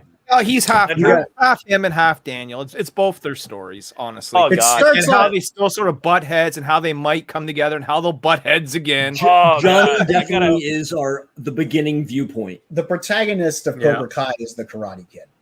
Oh, I got a guy at work just like that guy. I got a guy at work that's both those guys put together, and I'm not fucking around. And honestly, it's the 2 of them figuring it out, and I think it's a great story. It's so well designed. Like it shows itself in their students. Their students like flip. I don't want to blow the It's definitely worth it. But it's worth checking out and enjoying. Yeah. To get the YouTube now, I'm gonna have to get YouTube without the commercials because I got HBO Max YouTube, now, right? and I got the Disney Plus too. Because Disney's fucked, but they got all those old movies like Sword in the Stone and Robin Hood. And all those old movies, Aladdin, Beauty and the Beast, I could show that to my daughter and my son and show them the old stuff. You know what I mean? And then HBO Max has Batman the Animated Series. I'm watching Batman the Animated Series, and also really? Yes, it does. And then Disney Plus has it has all the old Spider-Man cartoons from Fox from the 90s. It has all the old X-Men from the 90s. It has all that stuff. It has Gargoyles. I already binge watched Gargoyles. It's an awesome show written by a comic book writer. Gargoyles was written by a comic book writer. It was Disney's excuse to combat Batman in the animated series to compete with them in the 90s for that dark, gritty action. You got all the Star Trek cat voicing the show. I still use the term Xanatos Gambit in my day-to-day vocabulary. Most of my plans. If you all aren't familiar, Xanatos Gambit refers to one of the villains from Gargoyles. And it's a plan that cannot fail because if I lose, I win. If you lose or win, either way, I win. You're fucking Xanatos. Brilliant. Yeah. And I was just like, hey, dude, this guy's got a fucking Goliath like Tony Stark armor on through the whole series. I'm like, back in the day, I was a kid. I was like, dude, that's stupid. As an adult, as a 37-year-old, I'm like, dude, that's just fucking metal, dude. He's just like, douche, Goliath. It's like, he just wants to be Goliath, And that show I definitely recommend.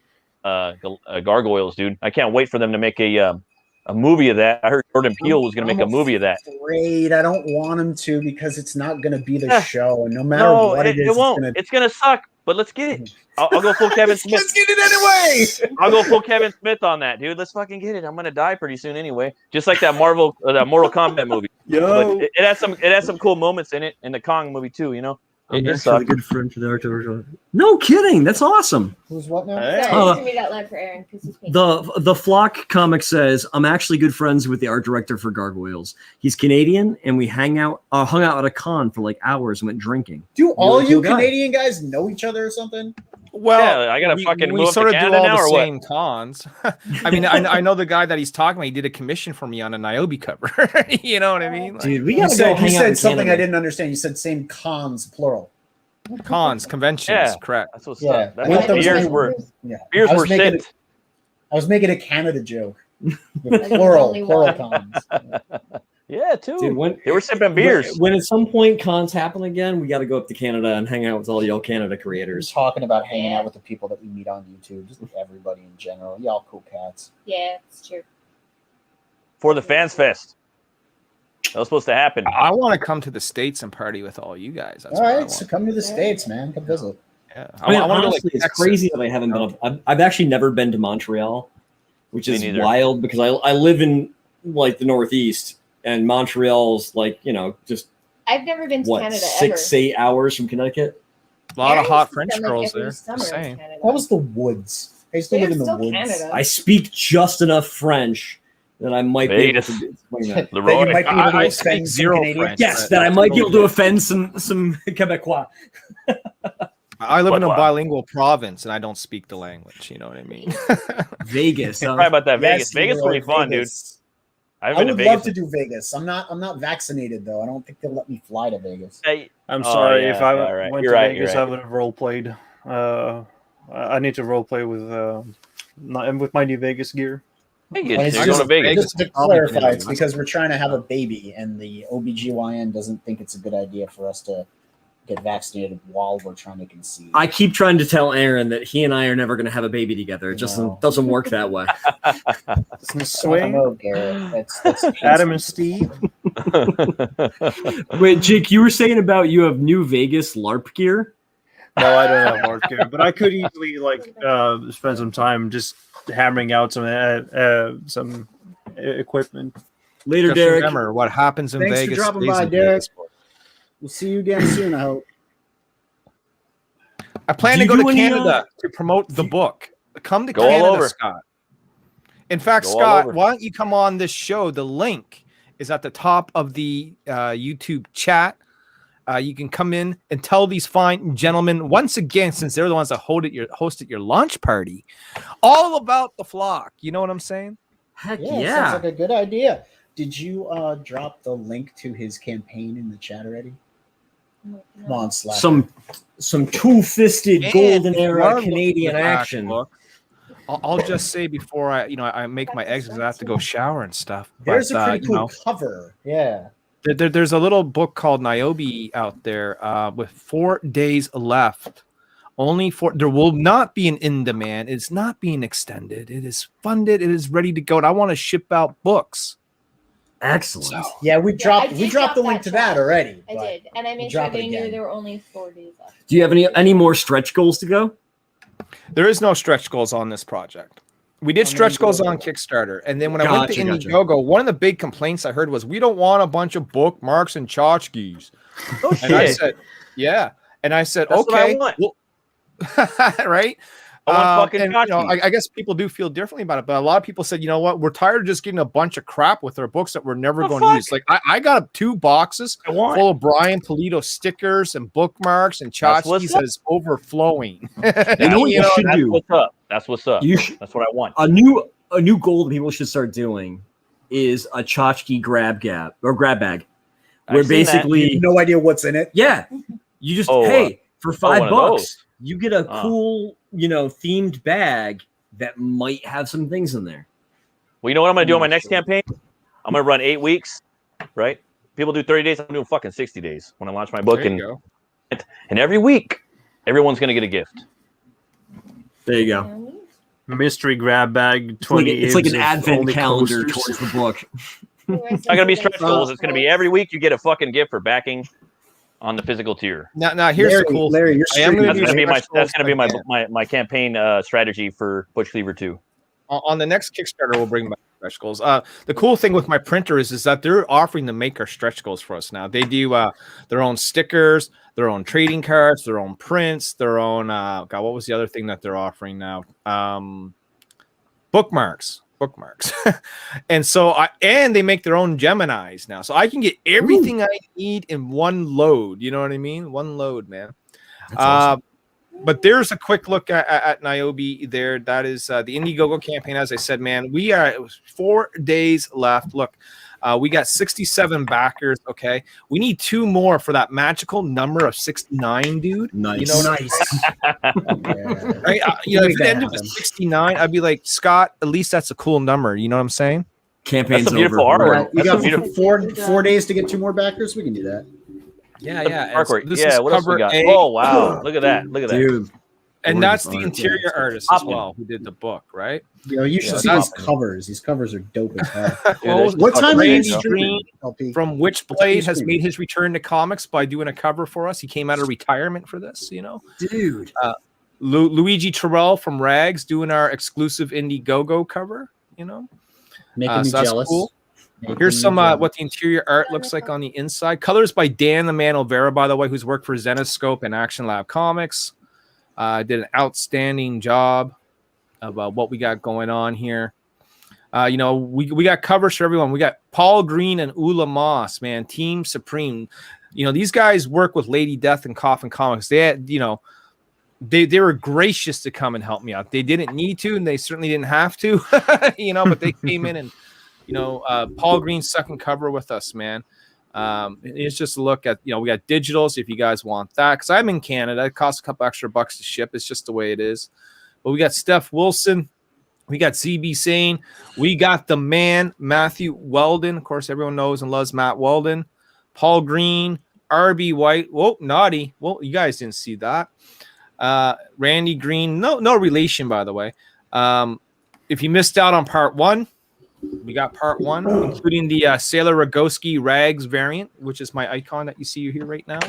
Another Luigi Terrell from Rags cover right there. Beautiful, right?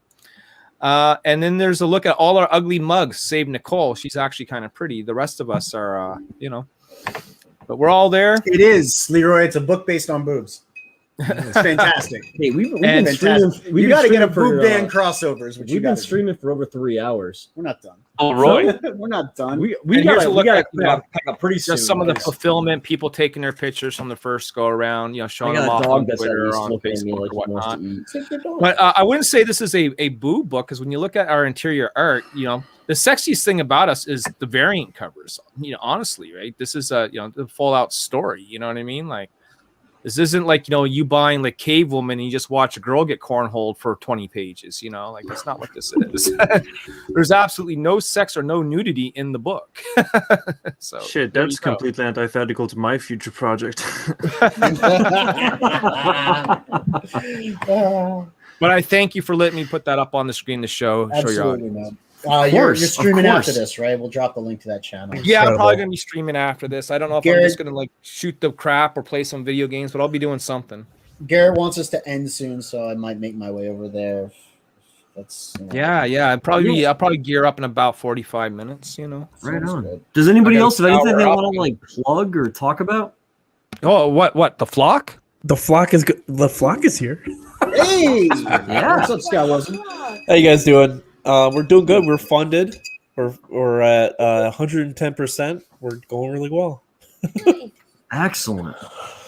And I actually getting postcards sent out on Monday, so I already have them all ready to go. So everyone's going to get those in the mail soon. So right on. Pretty cool shit. Yeah, and I actually wrote issue 5 and 6 recently, so I'm pretty pumped about that.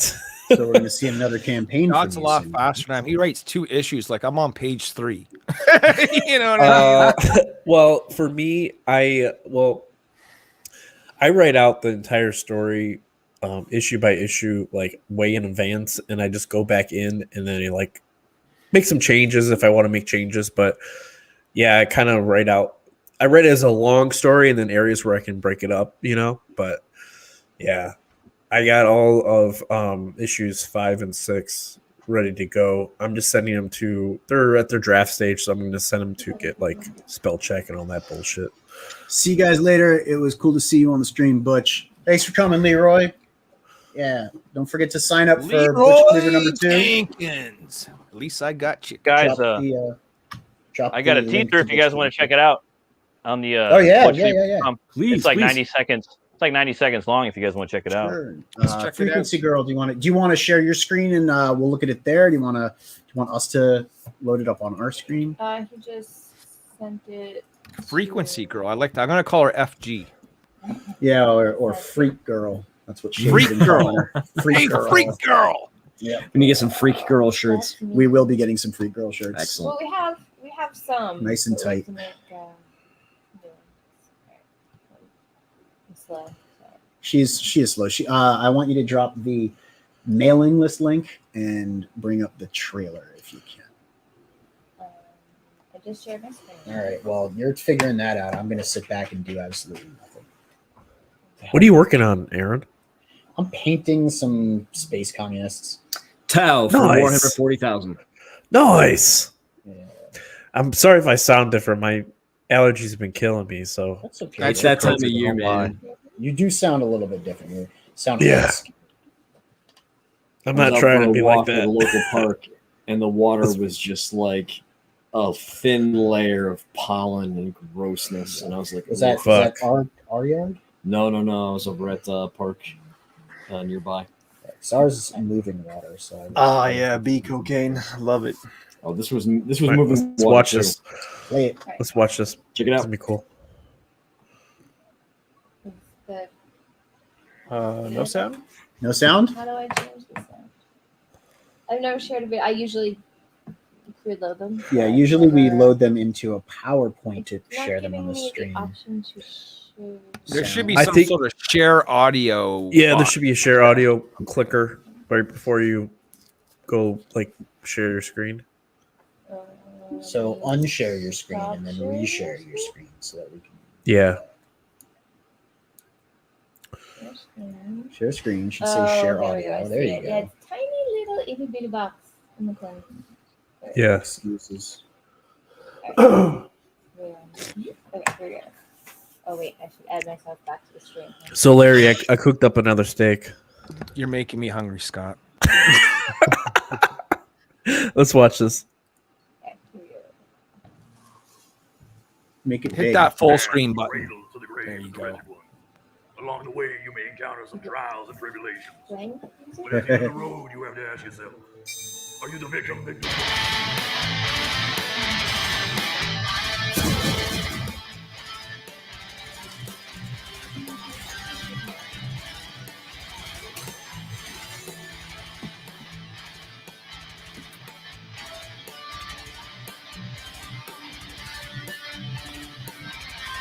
Disclaimer 2.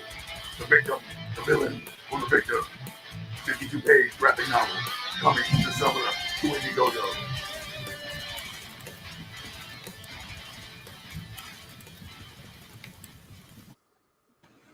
That's dope.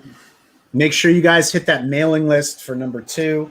Number 1 is still in demand on Indiegogo if you feel like getting number 1 before number 2 comes out. But you have indicated that there will be a catch-up tier on number 2. Absolutely, 100%. See what other goodies he's going to offer you to entice you to back number 2, then that's fair also. I know I'm going to get it just to take a look, review it. I got to send you the death metal song for me, Death Metal Hero and Rotten Glory. Wait, you did a song with Death Metal Hero? No, Death Metal Hero did a song with Rotten Glory. Actually, he did the whole song by himself. Rotten did the music video. And wait, Luke did a song for you? Where have I been? I'm gonna mail it to you right now. Everybody that backs gets it. Hell yeah, man! A little spoiler right now. Little spoiler right now on Bush Cleaver 2. I'm actually recording a death metal song with my guitar player. We're working on it right now. Yeah. So you'll get that on the next one. Every campaign there's gonna be a death metal song. Hell yeah. It might not be me. Smart. Multimedia. You don't That's get really that cool. in comics. You don't get that in modern Dude. comics. You won't find that in stores, ladies and gentlemen. After you put enough of those songs out, you got to put together an LP. Do like a press. Right. He's already in the street. 7-inch LP. Right. Yeah, I'm right here. Jake, do you have anything to plug or talk about? Well, I could plug this one. I'm just gonna give me a moment. Indie Volt? Yeah. Yeah, I gotta plug in. I gotta plug my lads and ladettes. Am I sharing the screen on your end? Yeah, do it so that Frequency Girl doesn't have to figure out any of this other stuff. She's had a long day.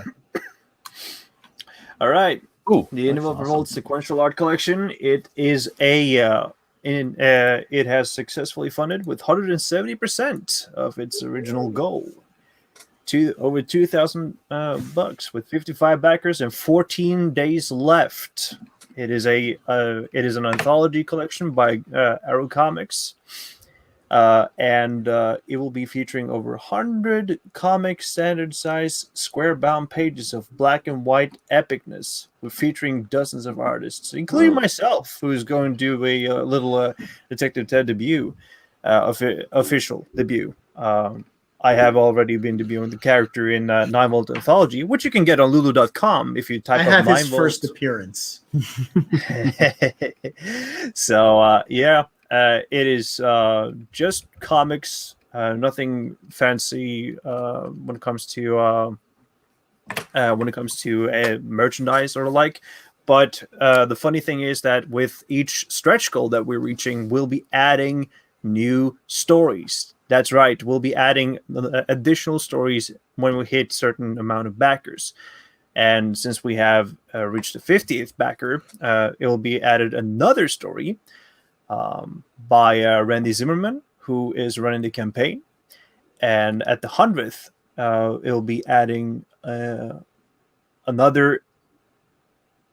issue of of old Arrow comics since the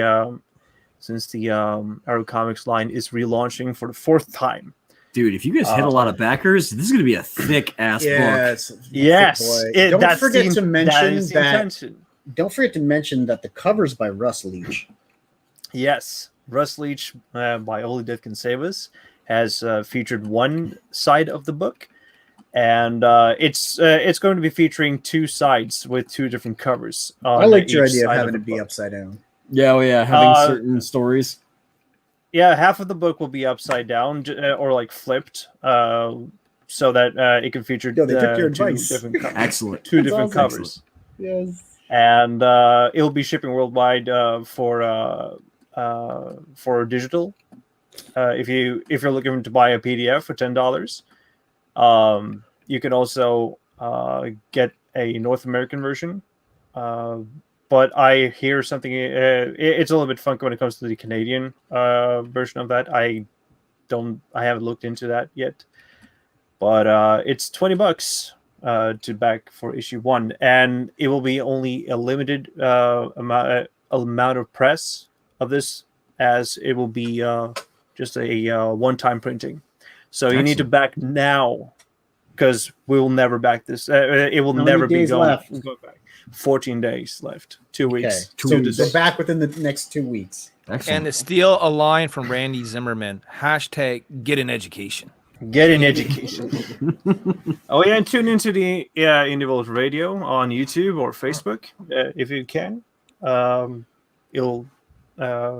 It regularly features shows that have a lot of hijinks, a lot of rants and talks, and and sometimes even TVMA rated, by the way. So there will be a lot of swearing and innuendos. What's this book rated? Is this book TVMA, or can we get this and share it with kids? I hear it is rated PG-13. That was at least from my instructions when I was writing up the story. So you can share it with kids, but only the cool kids. Only the cool kids can smoke this one behind the bleachers. All right, on. All right, man. 13-year-olds getting high. We ready to call it? Yeah. Well, I think Scott has something to say too. Right? Oh, I'm sorry, Scott. It's all good. I'll just show my campaign for a little bit here, but we are funded. We are at 15 days left. We have 34 backers. Got a Gooseman package. It's $36, free USA shipping. So check that out. We have postcards. We've got digital packages. We got 4 variant covers. Since we got our first stretch goal, everyone's getting postcards. So yeah, we got a lot of cool stuff. We got merch. We got t-shirts. We got hoodies. We've got digital commissioned by Ichthus, and then we also have the Jackie Oaks package, which is basically everything in the campaign. So yeah, check it out. And hell yeah, Niobe's there. And Niobe's in the cover, of course. But yeah, thank you guys. I appreciate letting me come on. Oh man, we like hanging out with you. It's cool. Yeah, and I am actually pumped about issue 5 and 6 just because I just wrote it and it's fresh in my mind. But I'm just like, oh man, what was I smoking? This is good. It's getting high on that good Canadian maple joint. Maple CBD. Kush. Damn. Maple Kush. Well, Scott's not even in Canada. I have to ship that shit down to him. You know what I mean? Yeah, I appreciate the package. I hope you put it in bubble wrap. Yeah. No, I got you covered, bro. Covered in maple syrup. Yeah. Oh, that's gonna be a sticky situation. Oh yeah. Right? All right. So thank you guys. Let's check to see if there's anything else in the chat that we missed. Looks like Salazar Art Nation has dropped a couple of links for the 9-volt PDF comics. And I think that's pretty much it. So thank you so much, everybody, for coming out to our first 3-hour stream, hanging out with us, watching me paint some miniatures, talking about comics. Yeah. And don't forget to like, subscribe, click the bell for notifications, and tune into the frequency. We'll see you next time. Thank you. Ciao.